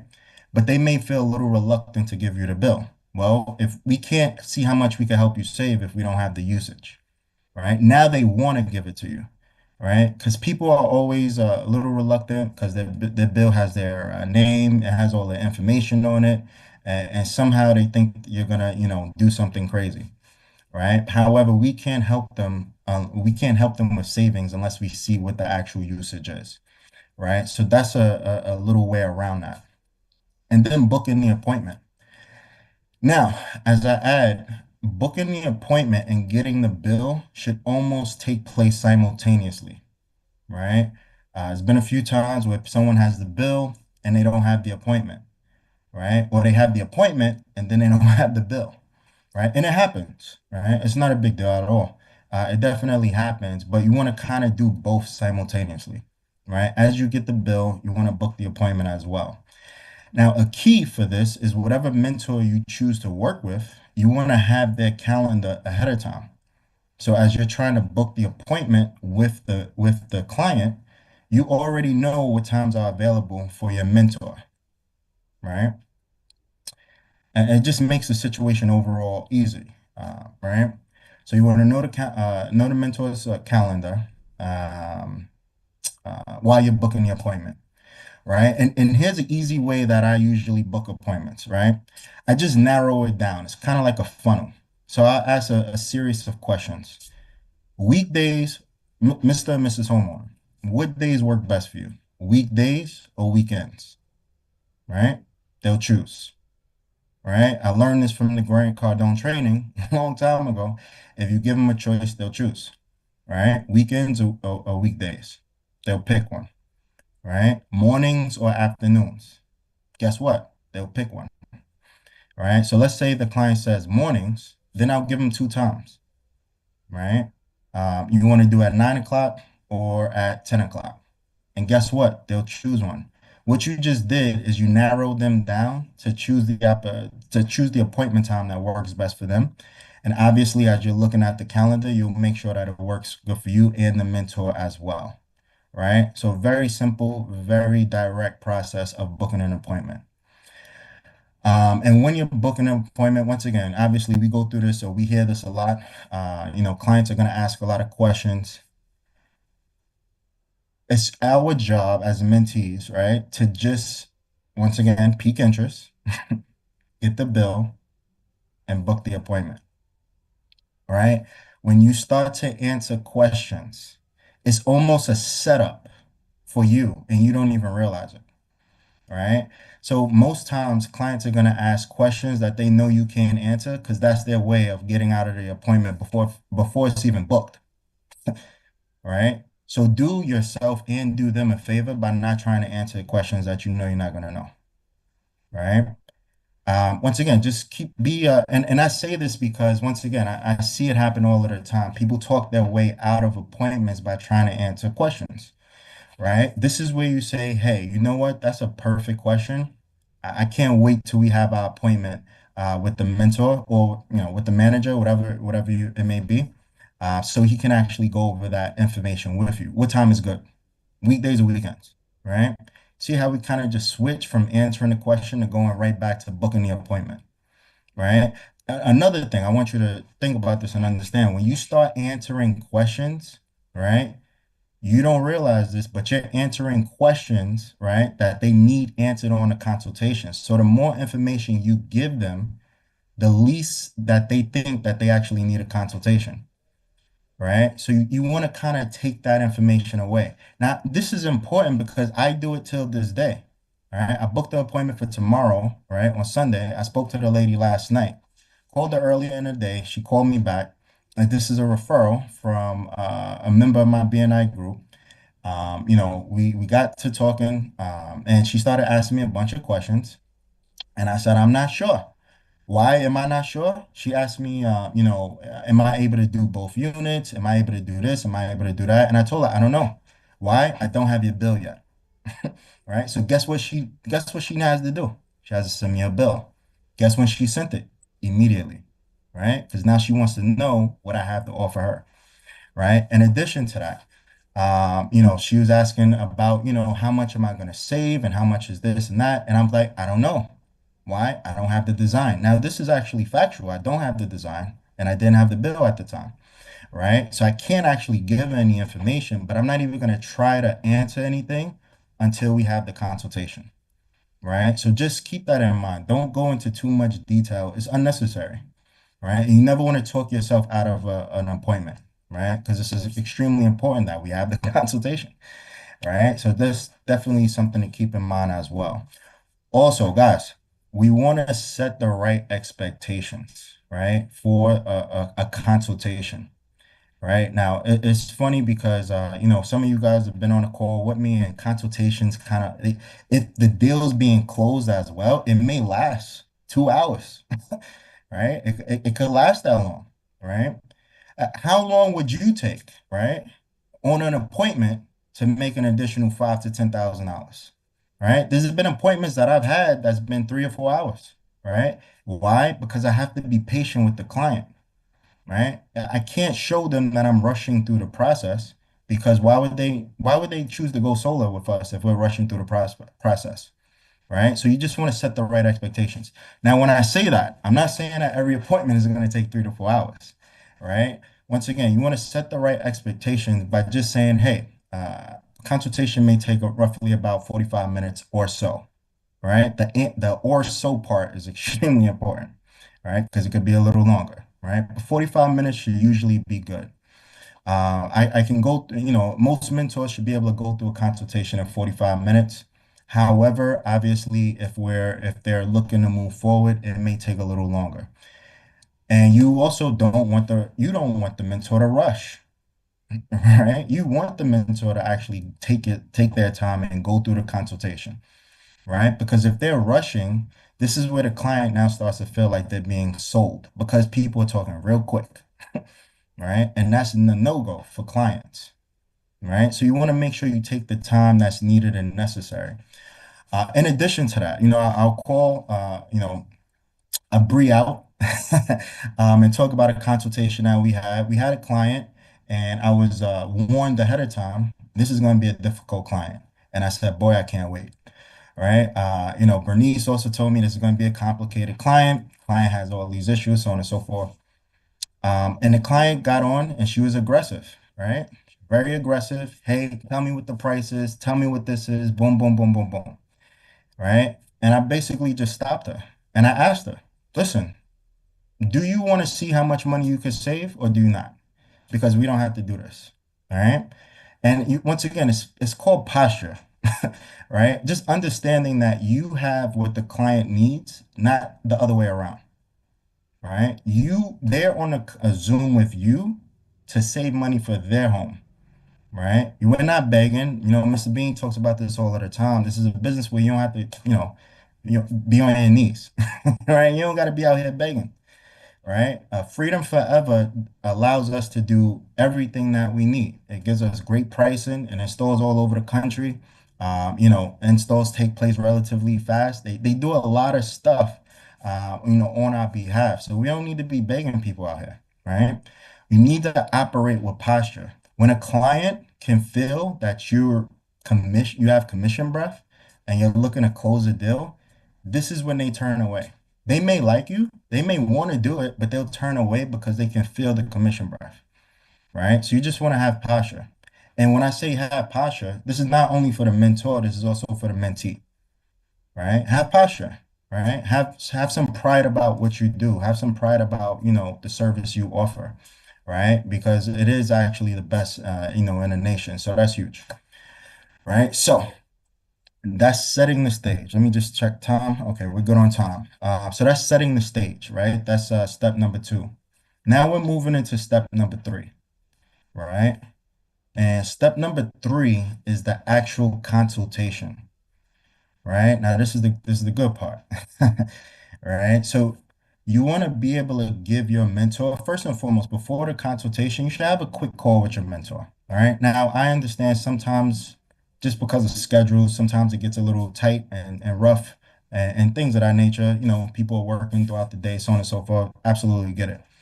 But you want to have a quick call with your mentor prior to, right? And you want to give the mentor as much information as possible, right? And the reason why is the more information you give that mentor, the easier it is for that mentor to close the deal, right? As you guys have seen, you see my the presentation, the slideshow. There's a series of questions that I ask the client ahead of time, right? And it's just to kind of figure out, okay, what's my angle of closing this deal, right? For every homeowner, it's going to be something different. For some homeowners, the angle is going to be savings. For some homeowners, the angle is going to be the battery backup system. For some homeowners, the angle is going to be the incentives, right? For some homeowners, which is rare, but it is some, that angle is going to be environmental. So you want to make sure that the questions are being asked up front so you know. Now, once again, that's taking place from the mentor, but you want to give as much information as possible that you know.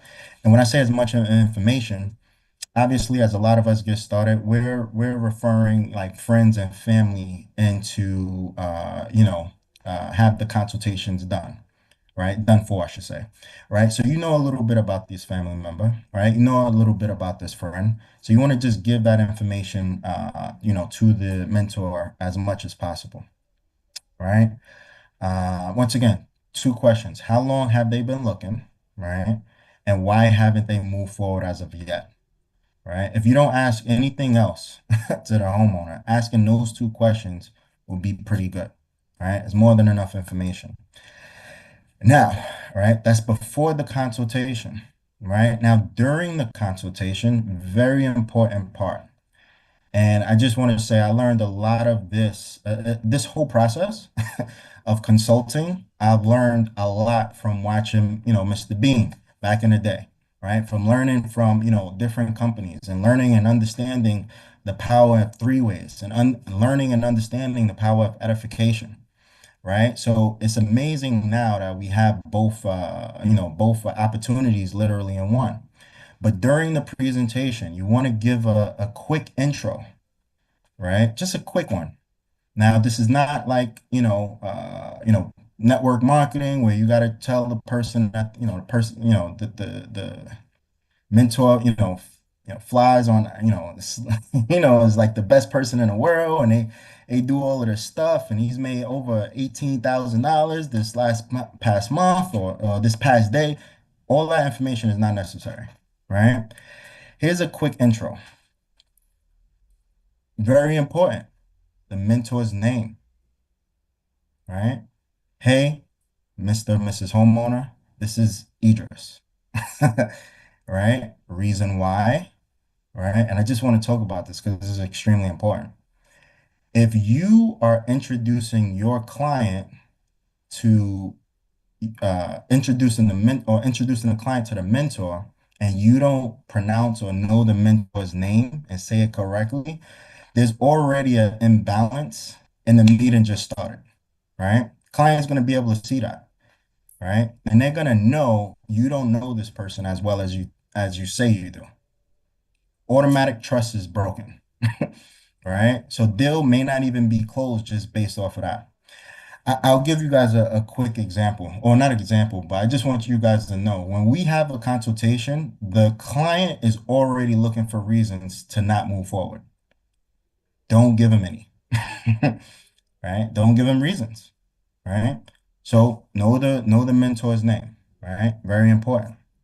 So as we talk about intro, name, years in the solar industry, right? That might be important. Obviously, you might want to speak to the mentor about that. So however many years they have is great. Helping people all over the country, but they specialize in your state, right? Simple, right? So it doesn't matter where I live. Doesn't matter where the client lives. Doesn't matter where you live. Obviously, we're doing deals all over the country. So you want to make sure that you say, hey, right, helping homeowners all over the country, but they specialize in your state. Why? Because now the client is thinking, okay, this is someone who can help me. They may not be local, but they specialize in the state that I live in to go solar, right? Once again, makes the job so much easier, right? So once again, just a short, brief, intro. I don't even want to say edification, just intro. So once again, name, years in the industry, helping all over the country, but they specialize in your state, right? And this is the end of the intro.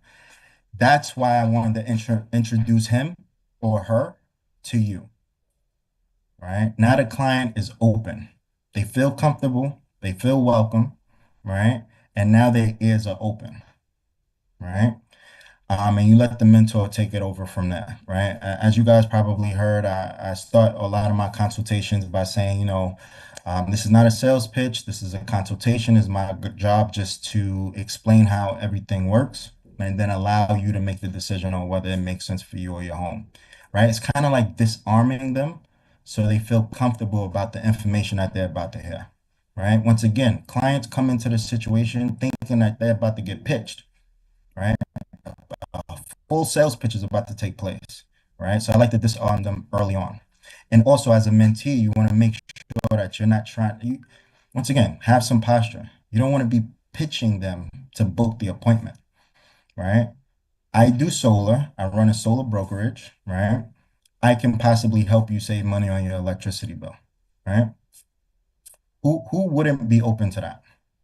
That's it, right? You don't have to give guarantees, right? You don't have to give promises that, you might not be able to keep. Just keep the posture, right? So during the consultation, very important, right? Very important. Be engaged with the consultation, right? I've done a few consultations where, once again, and I get it, but I want you to understand how important this is.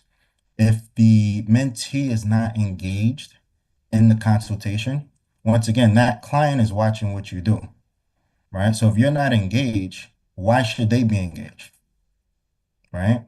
And how is the deal going to be closed if they don't feel like, you're giving it the necessary attention that it needs? I want you guys to think about this. We're not selling, no disrespect, lotions and potions and things of that nature. We're selling 50,000 plus sometimes solar systems, right? So you need to treat it with that type of seriousness, right? Be present, take notes, right? Just be engaged in the process, right? Another thing I would say is have your camera on, right? That's important, right? Because having the camera off, and I'm going to talk a little bit more about this later on, but once again, if a deal closes, I want you guys to think about this, right? And I know a few people turn their camera on now, but I'm talking about during the consultations, right? But yeah, once again, you're given, or a client is giving you their social security number in some cases if they move forward, right? Giving you how much money they make, their credit score, this, that, and the third. It's detailed information, right? So if your camera is off, they're not gonna know or see what you're doing in the background, right? So once again, they may have thoughts of, I'm not giving this guy my social security number. I can't see what's going on. This is why you need to be engaged with the situation, with the consultation, I should say, right? And be professional. Be in a professional setting, right? Some sort of professional setting, right? So everyone works in different lines of work, completely understandable. Definitely get it. But you want to be in some type of professional setting and also look professional, right? That's important. Once again, we're talking about $50,000 plus systems, right? When a homeowner speaks to their banker, right, or whoever about their finances through Zoom, right, is that banker, in an unprofessional setting? Probably not, right? Probably.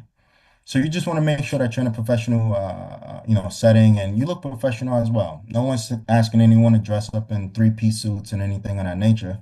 Just be professional, right? Not too hard to ask. Um, and take notes. Let's see, where did you say?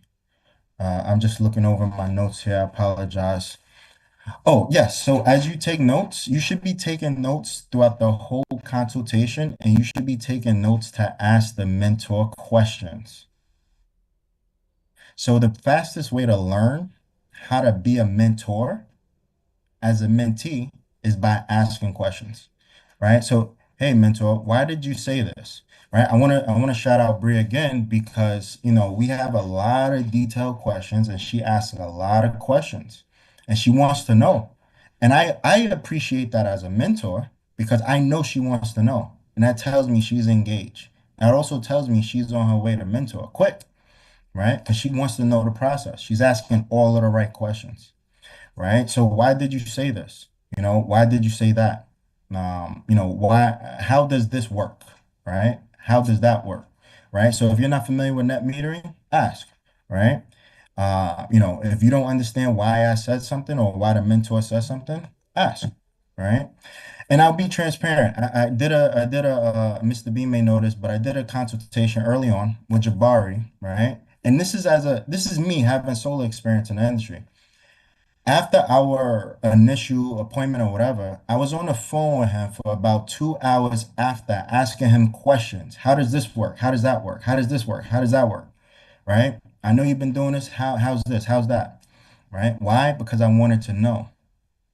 Right? So they say the quality of your life is based on the quality of questions you ask. Right? So you can clearly know who's looking to do what by the questions you ask. So extremely important. Right? Is this making sense so far? Yes, sir. Yep. Absolutely. Perfect. Very clear, Idris. Good stuff. Absolutely. All right. So once again, that's during the consultation, and now we're at the closing, right? Another very important critical part of the deal, right? So you need to allow the mentor to close the deal for you, right? And what does that mean? Right? That means that you've just been, as a mentee, you've been probably maybe sitting, right, and listening for quite a while, 45 minutes plus or so, and you might get a little antsy, right? You might want to say something, right? Let the mentor close the deal for you. I'll say this, if you choose a mentor, right, hopefully you've chose someone who you feel comfortable, who's able to close the deal, right? So let them close it. If you start talking, right, or you get antsy and you want to start asking questions, or let's say the client asks a question and you jump in front of the mentor and start answering the question, once again, that that not trust, the respect, right, that the mentor had is now broken because now you became the expert and the mentor is not the expert anymore, right? So once again, consultation is basically done, right? If you're gonna give that mentor that ability to, speak and close the deal on your behalf, let them, right?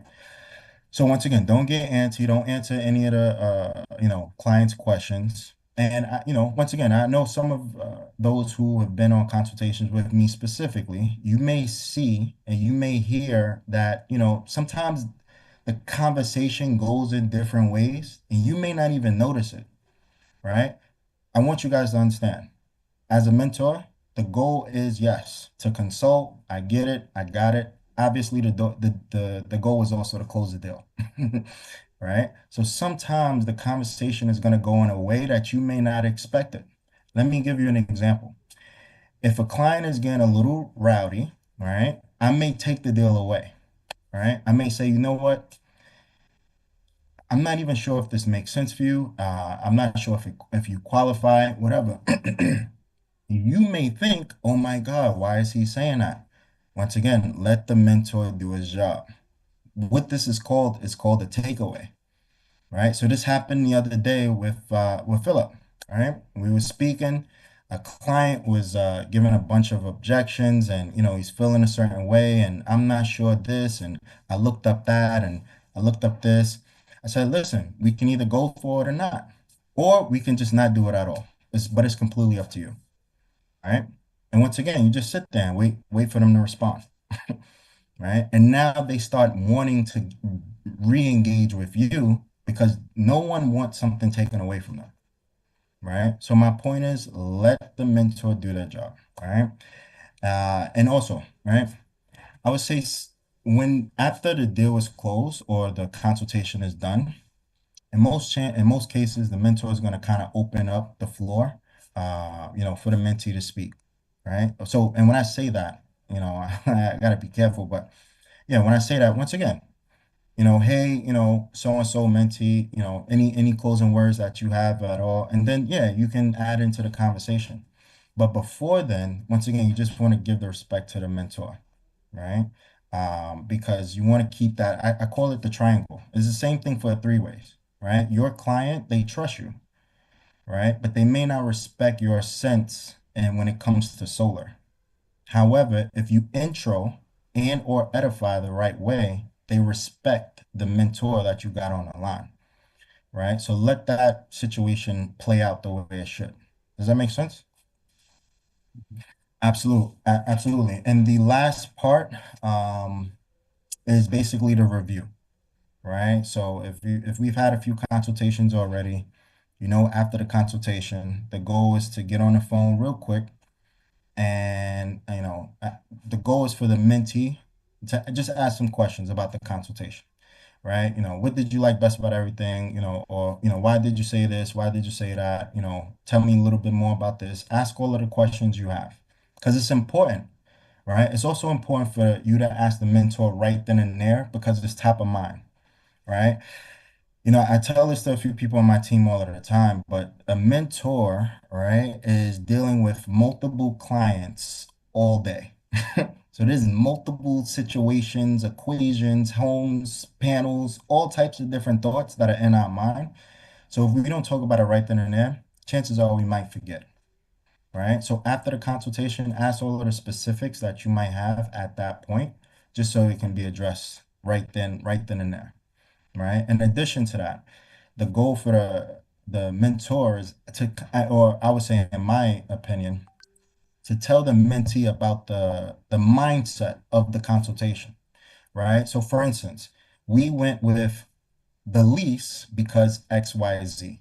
This client was this, that, and the third, right? Or we went with the finance because the client said this, that, and the third, right? And then once again, the mentor should be able to explain that to you, right? Because would you guys all agree, right?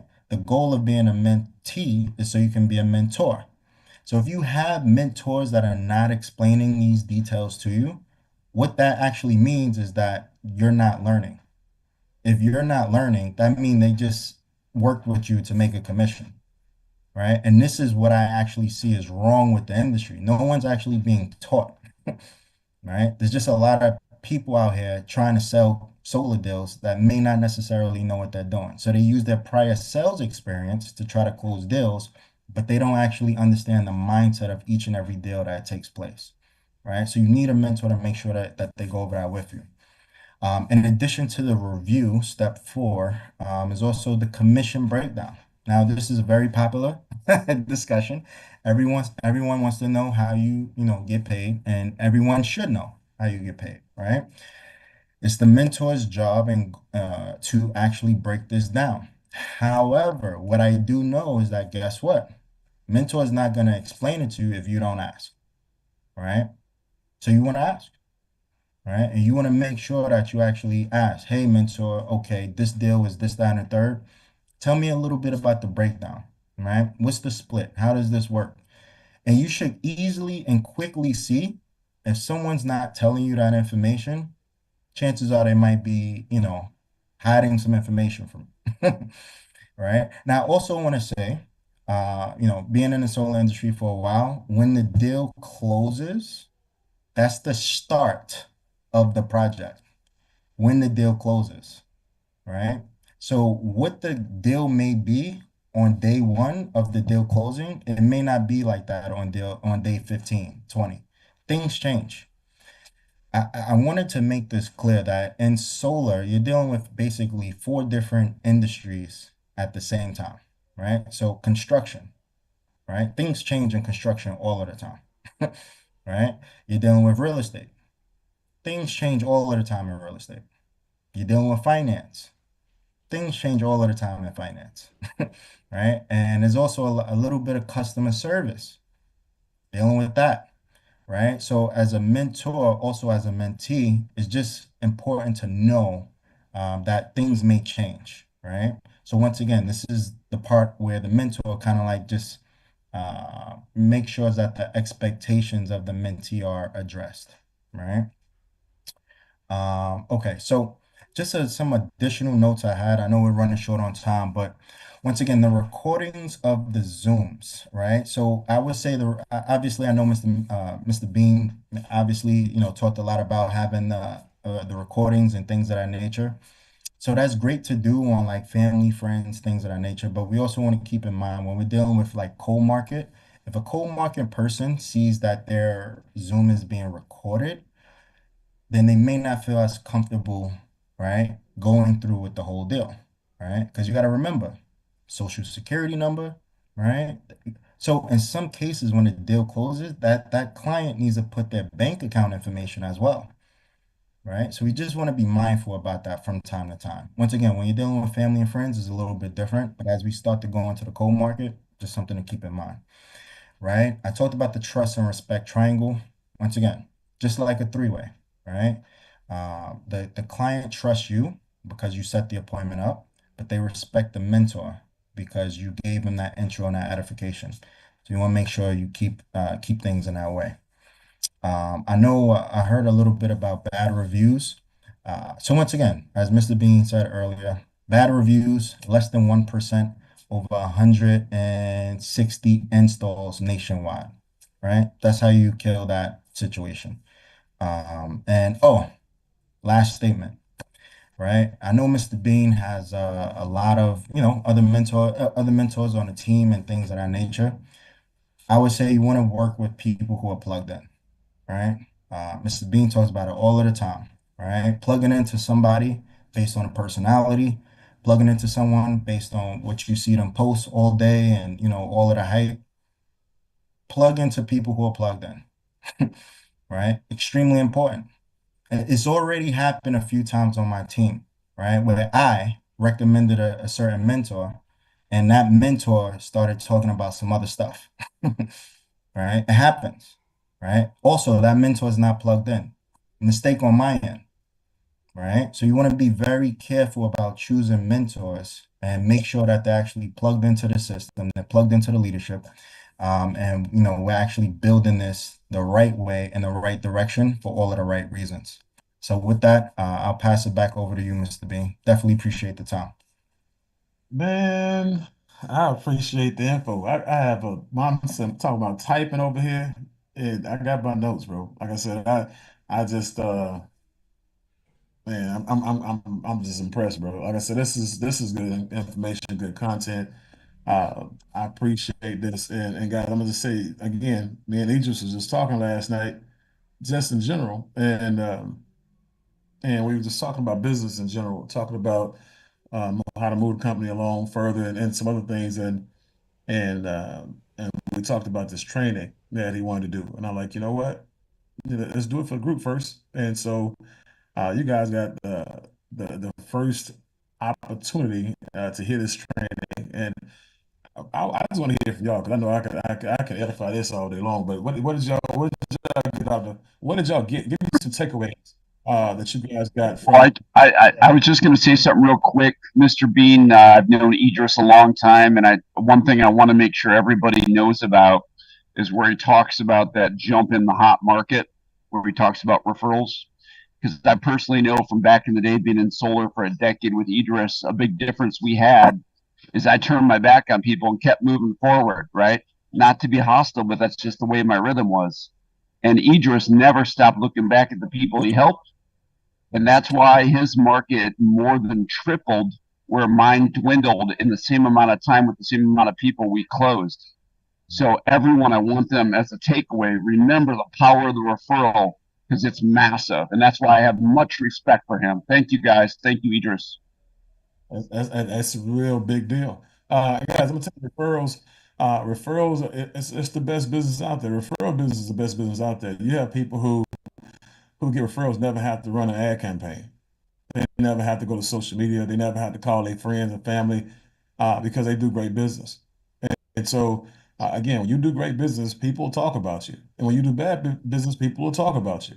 You know, at the end of the day, but you want to be that person that when your name pops up, it comes with value, you know, credibility, and people say, you know what, that if you're gonna do anything, do it with him because he does everything above board. He trains all his people, he educates all his whatever it is. That's what people will say about you because that's true. And then you have the opposite. But no, I appreciate that. That's validation right there from the start. It's always cool, you know, when everything is hot, it's popping, and you can go to the next deal right away because you got leads coming and you don't have to look back. But it's the people who you look back on and continue to be of service to them and continue to follow through because like he just says, is you know once that deal is done, activation is done, your job is not over. You know, you should still follow through 3 months from now. Hey, how's everything going? How you liking the savings? 6 months from now, and just check back in. 12 months from now, send them a Christmas card or whatever, a birthday card, whatever. That personal touch, because again, those are the people who make the fortune, and they make that peaceful money, that quiet money, right? Where they don't have to go out there and be grinding, you know, like everybody else type money. And so service your customers and then go back and make sure you get those referrals because they pay you and they just doesn't stop. Appreciate it. Bree. You know, I want to be like Idris when I grow up. He the new Mike, I'm telling you. He the new Mike. The biggest thing that impresses me about Idris, we're so much alike because of the other part of the business that I do. When we have a conversation, he's like, that's it right there.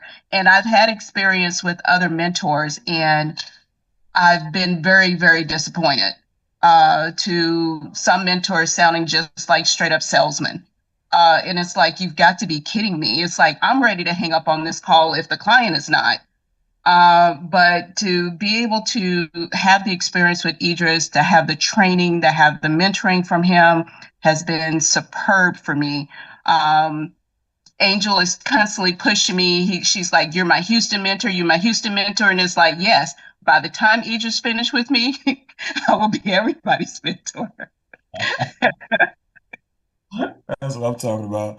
Good stuff. And I can tell you that, and that's the other thing to have a mentor be able to talk about you know, as a mentee. You know, it says a lot about you because there's a lot of people who we can talk about, but it wouldn't be a good conversation. You know what I mean? But the fact that people can talk about you because you understand the business behavior, you understand what it is to be a professional when you're in this environment, and like you said, staying engaged, all this stuff that we've been teaching people all this stuff for years. And I tell people it's all relative. It all parallels from one thing to another. It just doesn't for everybody because everybody's not, you know, learning the stuff when they need to. All this stuff is a wealth file that you're creating that you get a chance to access and go back into one day when you need it. Today you need it, but you don't have it. Your file is empty because you never paid attention, you know, in past trainings and events and mentorship deals. So, uh, great job, Bree. All right, Phil. What's up, Philip? What you got? Yes, sir. Thank you, Mr. Bean. Sum everything up. I learned a lot from this meeting with Idris out of all the deals that I've gained.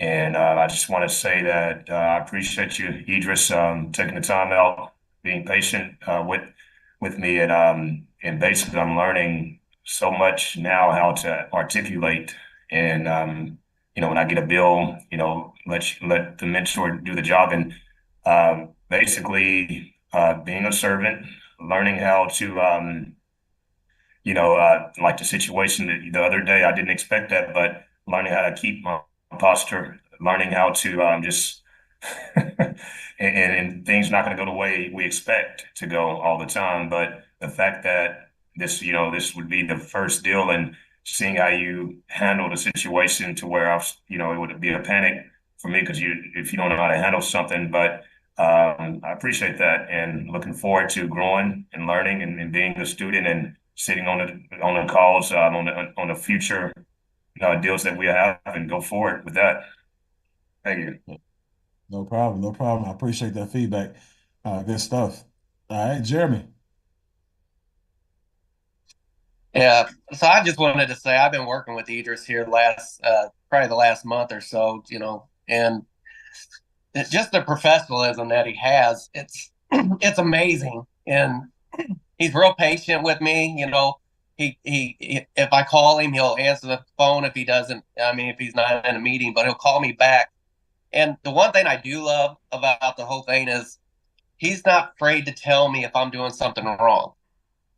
I want to know when I'm doing something wrong so I can do the right thing. But he doesn't do it in an ignorant way. He does it very professional, and he's just an kind of like you. He's just an overall good guy, and it helps when we're in that meeting. And he's so patient. It's just amazing. I've had a nothing but good experience, and he's my go-to guy. I'll I'm once I find somebody, I'm loyal to them. So I appreciate that. Yeah, I'm gonna tell you, some of y'all follow the glitz and glamour. Like he just says, you see people posting, I just closed this deal, I just closed that deal. You don't know how many deals they ruined. You don't know how many balls they dropped. You have zero idea what's going on behind the scenes, but because you're so infatuated with the newness and the desire to be entertained and be with the shiniest object in the box or the hottest person closing deals, you have zero idea what's going on. And so when you hear me say, hey, I would suggest you associate your deals with these individuals, it's for a reason.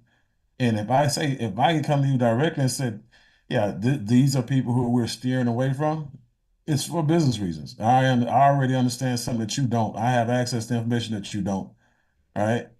And so there are certain conversations I'm in as a VP of the company that you are not allowed, that you don't have access to. Right. And so again, when you have access to somebody who, again, I'm in a 50-foot helicopter above the ground. I see the traffic that you're in. I see that you're on a 4-lane highway and you're going nowhere fast because you're behind traffic in Atlanta or in California, right? And you can't move because there's a wreck like 5 miles up ahead of you that you can't see, but I can see it, and you're gonna be stuck, in that traffic forever unless you take my advice. When I say exit here and then go to the right, then go down this back road, come make a left and go all the way up, I'm giving you advice because I want you to get unstuck. I'm giving you advice because I don't want you to lose a client. I'm giving you advice because I know how hard it is for you to actually find somebody to give you a bill, show up to the actual presentation, and then for that deal to close. And I know it'll take you out if you're not emotionally sophisticated enough to go through a bad deal, it'll wipe you out. And like I said, so when we give information on who to deal with and who not to deal with, it's nothing personal. It's business. Okay. And so, like Idris said, people who are plugged in, like we have some great mentors that you don't see on a regular. They're not plugged in, but they're great mentors, and they're just here to mentor. They're just here to do deals, and guess what? They bring their own deals to the table. And that's fine. And some of those people I actually refer because I know them personally. Okay. But there are people who, when you see them plugged in and you see how they come in, like you'll see them on the 2020 calls, or you'll see them in the groups, you'll see them presenting or training or whatever, and you'll hear the buzz about people who've actually done deals with them. Anytime you choose a mentor, if you're not consulting with your actual mentor first before choosing a mentor, then you pretty much deserve exactly what you get out of that deal. I've never ever went and chose a mentor without asking JC, hey, who should I choose? You know, before Idris went live and went mentor. So when he said, "Hey, look, choose this person," boom, boom. So okay, so now when I start communicating with those individuals and I start asking those individuals questions before I actually chose them, um, guys, first it came off the merit of my mentor, at that time, and then when I had conversations with those guys, I either chose them or didn't choose them based on the needs of that particular client, right? And so I didn't choose them not because I didn't believe them or they were bad guys or were good mentors. I just at that point in time, the secondary out of the three or four names he gave me, I went and did a little bit more, because I wanted to qualify the individual for the individual that I'm bringing to the table. Okay. And so again, this is business, guys. You gotta don't just throw people in there because you see this person closed 1 million deals and that person closed 1 million deals. You have no idea, what's behind those deals. You have no like the Patriots got what six rings, right? Six rings. Two of those rings have scandals all over them.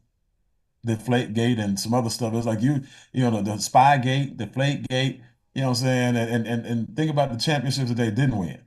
What kind of cheating was going on, in them years. So you don't know again what's going and Belichick won a lot of Super Bowls and everybody who won Super Bowls with him hated him to a certain extent. They couldn't stand him. They got the money, got the commercials, they were doing business with him because he was good for money, but the environment, they couldn't take it. So you don't know what you don't know. And so ask questions. If you got a deal, ask questions. Who should be the mentor on that deal? And we'll give you direction. But don't just go and treat it like a buffet. 'Cause I know people who are on here right now who had like 5 different deals and had 4 or 5 different mentors just trying people out. So you practicing with people's systems and practice with people's houses and practice with people's money. You know what I'm saying? That's like if you go to Vegas, take your money, don't take mine. Right? Gamble with your money, don't gamble with mine. And so that's what you're doing pretty much when you do that. Okay. So again, I appreciate that. That's good stuff. Jeremy. Kyrie. Yes, sir. And what you're talking about is you're a warm referral for the mentors. So that in itself is something to lock into, and I definitely appreciate it. But Idris and I, I've had the pleasure of working with Idris for years, different companies, and even in solar prior, we're still in the same company with solar along solar here. And one thing I love, and I've taken away from his training today is the slow down to speed up. Because that whole and that in itself is taking total control of the whole presentation and so forth. Because like you said, he's speaking, he's on with different clients, this, that, and the other. But what it's like is like coming home from a rough day. You want to put on some jazz music or something, with a glass of wine or something. That's what a presentation is like. Sitting in on a presentation with him because he takes his time. There's no rush. There's absolutely no sales pitch feeling whatsoever. It's and we come from the same training prior. We've learned that it's actually it's a conversation. And there's no, at the end of the day, look, you can take it or take it or leave it. It's up to you, but I'm giving you what you need to make a well-informed decision. And and same thing, piggyback what you said to plug into the people who are plugged in and stay away from the hype. And because this in itself is all about quality and all the stuff that I've written down, the bullet points is stuff that I quote unquote know, but at the same token, sometimes you hear it again and you see it again, and you go like, oh, that's what I wasn't doing or I need to do more of and so forth. So again, taking the ego out the way, taking the so-called know-how out the way so I can bring in some learn better. So definitely appreciate you, Mr. Two Times, Mr. 2.0 Alaka. Appreciate you. Appreciate you, Mr. B, for having the eagle eye, that helicopter view, looking down at the traffic, seeing what's what. Yeah, that's really important, bro. That's why I got the walkie-talkie chiming in. I'm gonna tell you, if you don't want to train for us, don't be great at nothing. Because if I figure out you're great at something, you're gonna be training at some Well, point in that's time. where Mrs. Bean get it from. That's where the no eye contact. Yeah, the no eye contact. You got you. Yeah, exactly. No eye contact. Don't let Miss Bean see me seeing her. You know what I'm saying? So Great points, bro. Great points. Del Boudreaux. Yes, sir. First of all, thanks for the training. You always know who to put on. I guarantee you know what the team needs, and you always provide, sir. Fantastic, Idris. My nuggets are right at the beginning when he talked about focus. Find you a market and find the scripts for that market. That right there was gold to me. And also, don't talk yourself out of the consultation. Don't sit down there and answer all them questions. A lot of people want to always say what they know. But, in this case, the less you talk, the better you are, in my opinion, after you get the appointment. At the very beginning of all this, Mr. Bean, you always said when it comes to solo, I'm going to say it in the Boudreaux way, just play dumb, like you don't know. you know, I don't know, but I got an expert that knows, right? So that's always been the case with setting the appointment and stuff. So, but Idris put it in a little more professional manner. But that's the thing I got out of this. Thank you, sir. Yes, sir. Yes, sir. I have zero problem playing dumb at all. I tell people all the time, look, hey, look, I'm like Aegis. I brought Aegis on phone calls. Like, hey, I don't know what kind of questions they got, but they got solo questions. And I don't want to look stupid. So, hey, I need you on the call with me. And he'll jump on and he'll answer the questions. And it is what it is, man. Like at the end of the day, like I tell you all the time, if you're gonna do a presentation and you don't know how to master, you haven't mastered the presentation yet, man, use index cards. I don't want to use internet because it's gonna make it look like I don't. Man, please, it'll make it look like you care. You know what I'm saying? Again, I don't want to give you any bad information. This is why you got to get to the actual appointment because that's where the expert is. I'm not the expert. I'm the marketing guy, right? Me and Julie had, and this is the other thing. I had a lady that Julie on brought to the table. She's in lending, she's in real estate and stuff like that. This happened just the other day, maybe 2 days ago. And I told Julie, hey, give me the questions that she has because I know she has solar questions because she's been dealing with solar business and solar funding. And so I said, okay, no problem. So the morning I said I don't have the questions. What are the questions? So she didn't have the questions. So when we did the call, I end up having to tell her, hey, look, again, just for I'm the VP of leadership development and business development, marketing, stuff like that. That's what I do. The solar stuff, that's not me. All right. And so I asked for questions to be sent. I didn't get the questions. So those questions, when I get those questions, I get those answers for you and get them back to you. But I'm not going to sit here and lie to you. I'm not going to sit here and play like I know something because I want you to be a part of what we got going on. No, that's not what you're going to get right now. You're going to have to wait on these answers. And so, because I'm not gonna have a conversation full of lies with you or something, and I answer a question the wrong way. You know I answered the wrong way. You ain't gonna put me on the hot seat like that. And so she started laughing, and I'm like, I'm just being honest. You know what I mean? And so we need more honest people out there. People appreciate people like that. You know what I mean? So I don't have a problem using myself. These people say self-deprecation or whatever, and using yourself as the butt of the joke or whatever to get a point across. It shows humility, and it shows that I can actually do business with this person. This person has a little something, that I can appreciate in them. And so don't stop feeling like you got to know everything. Matter of fact, even when you know everything, if you're not the person that's the mentor on the deal, you still don't know nothing. If you're not the mentor on the deal, I don't know nothing. Just like E just says, you know what? That's a great question. I'm glad you asked. So now I can't wait till you get that question answered when we get on the consultation. I'm getting my verbiage right, Idris. I'm over here and I'm going back through this training and I'm gonna get it down to a T, to a science. I promise you. I appreciate you. All right. All right. Thomas. All right, Idris, great job, man. That was phenomenal. I will tell you that, seeing your experience in the solar industry and your longevity is really great. Um, what I like about what I heard today is just what I've seen in Idris is just he's so professional. When you can disarm a client from the very beginning and let them know this is not a sales pitch, this is a consultation. Man, that makes me feel good when I hear it. You know what I'm saying?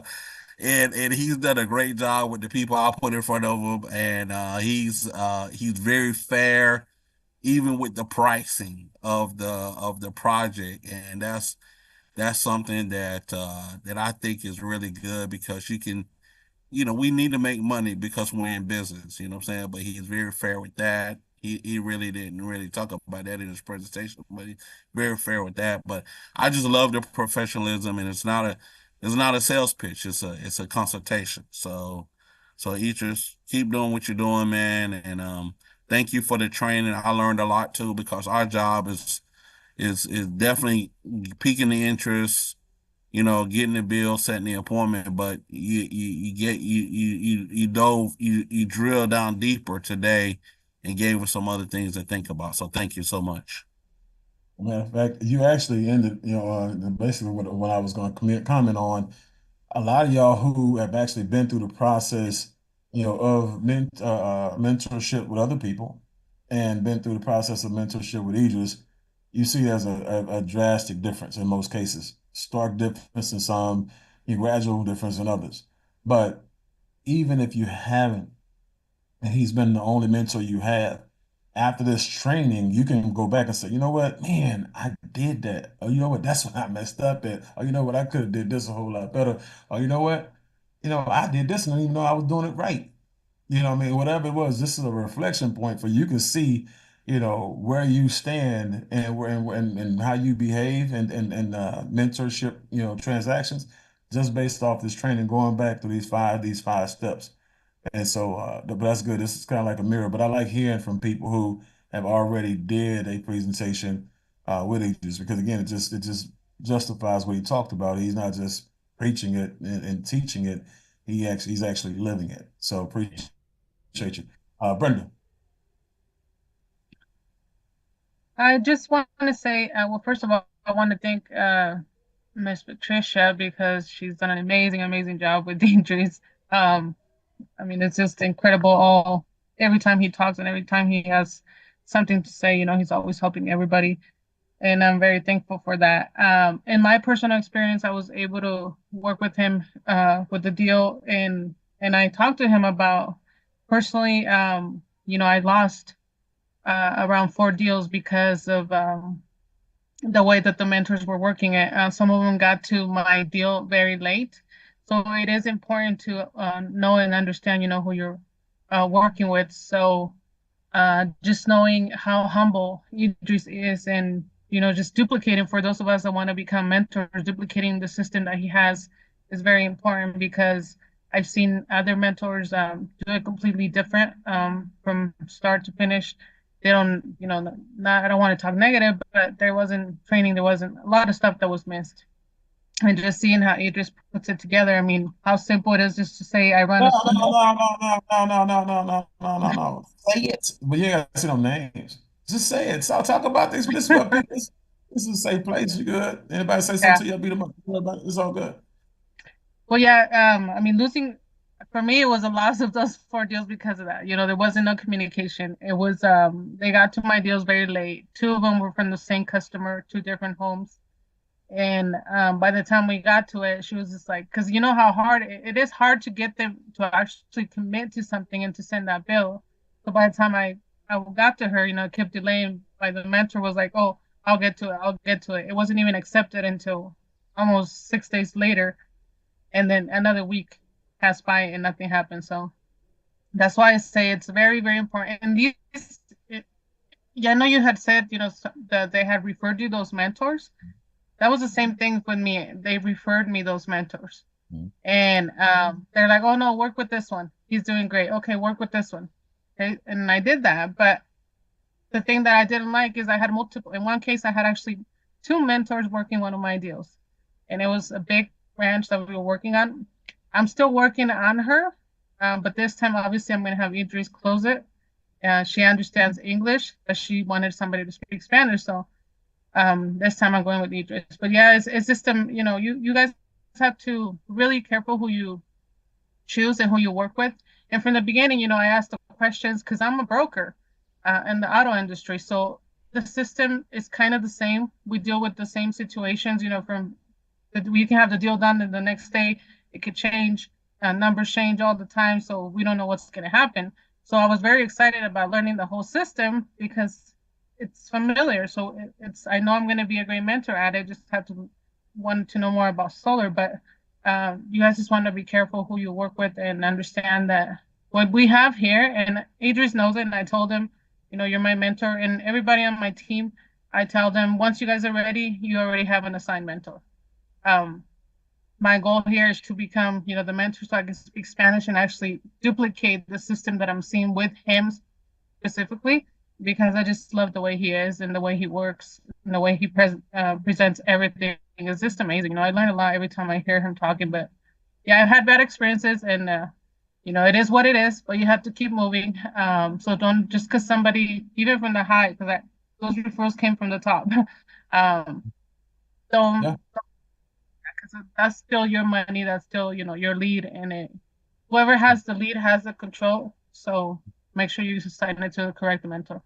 That point. Thank you. Whoever has the lead has the control. Remember that. Yes. And so I appreciate that, brother. And like I said, at the end of the day, remember we talked about complaints earlier, right? Remember, normally a lot of times it's the person, not the company, but the company takes the hit because the person is in the company, right? And so it's not freedom a lot of times, it's the person.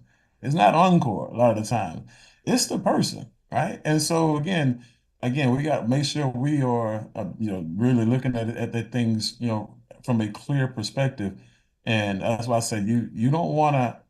I say ignorance is bliss until it messes with your money, right? And so once you know better, you got to do better, right? And choose better. So this is not a popularity contest or a favoritism. You don't want to hurt somebody's feelings because I don't want to shoot. No, I if I got deals popping over here and you're not a part of it, it's for a reason. Okay. And so if I gave you a shot and you messed it up, you blew it, hey, you won't get a chance to mess no more.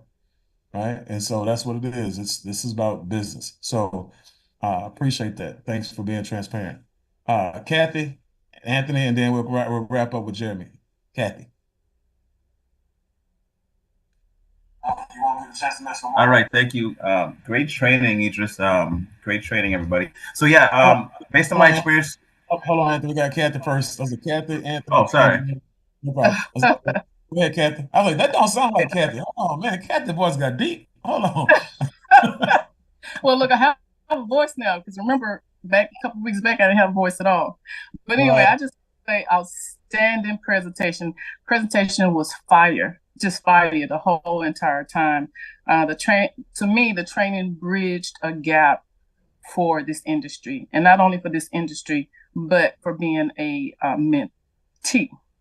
I mean, just the clarity on it. It just bridged all of the gaps across the board, not just with the solar, but with everything. And, I want to say shout out to Miss Sabrina for bringing me in because believe it or not, just the information that I'm gaining is not just for this industry, is for life, period. Even with him stating how to focus, because it can get overwhelming because we do have the solar, we have the alarm system, we have a water system, but to be effective right now, you have to focus. And that's what I got out of it. Also, it was golden. I mean, hands down, just golden information. The training was enlightening. It conveyed what I really like about one of the things that he says is that we should not convey commission breath. The posture has to be in alignment with your presentation. If you don't have that correct posture, like they sense that you're just after commission, you're gonna lose the deal. That was so valuable. Gaining the trust not only with the homeowner, but also with your mentee, for them to know that you're serious about it. And I was checking off some of the boxes. So I had some checks on some of the things that he presented. And then I was like, okay, I need to work on this for presenting to a homeowner with the utility bill. Understanding the value of a mentee. understanding has to come forth. Not only the understanding, but recognizing today the tremendous amount of wisdom that has been exuded from Idris today was so powerful. I mean, just powerful. And as he said, when you're communicating with the homeowner, if the homeowner doesn't sense that you are comfortable with the mentee, they're not going to be comfortable. You've lost trust. And so I have so many notes here. I could go on and on and on. I just want to say kudos to the training with Miss Idris, kudos to Sabrina, and most of all, kudos to Miss Sam Bean. I've always admired him from a distance in the other industry. So I'm just grateful to be a part of the journey. We're glad to have you. Appreciate it. Great notes. All right, then Mr. Deep Voice. I apologize to Miss Kathy. I had no idea because there's a little bit of delay. I apologize. But no worries. The training was really good that Idris put on. From my experience, I'm new to solar, even though I came from another company, you know. But I had mentors in my other company that, like you just mentioned, they don't want to educate you. So you go from mentee to mentor. They wouldn't want to be open and transparent with the process, how they evaluate the bill, how they put the entire presentation together. Which is, being a mentee is good to this, watch, listen, and learn. That's the best way to learn: watch and listen. But I think it's really important going forward that when someone is, you pick a mentor, you ask around. It's really good to kind of like interview them, speak to them, get a feel for that person, get a feel for how they work. Are they going to be sharing? Are they going to be open? Are they going to be willing to teach? Right. So I think that was some of the greatest things I heard today from Idris in that training, and I really liked a lot of the things he mentioned because it reminded me of what didn't go right in my past experience in this solar industry. I came from a military background. I was in law enforcement for 15 years, but I also have some sales experience. I have my life insurance license for the last 7 years in Massachusetts. But this is all new to me. So a good ability to sit, listen, and learn is a great way to get experience. But picking the right person to help you learn is really important too. So I really appreciated that training today. Thank you. Hey, no problem. And that's good stuff. Again, like you have people who they refuse to train you. It's a part of suppression of information is a tactic.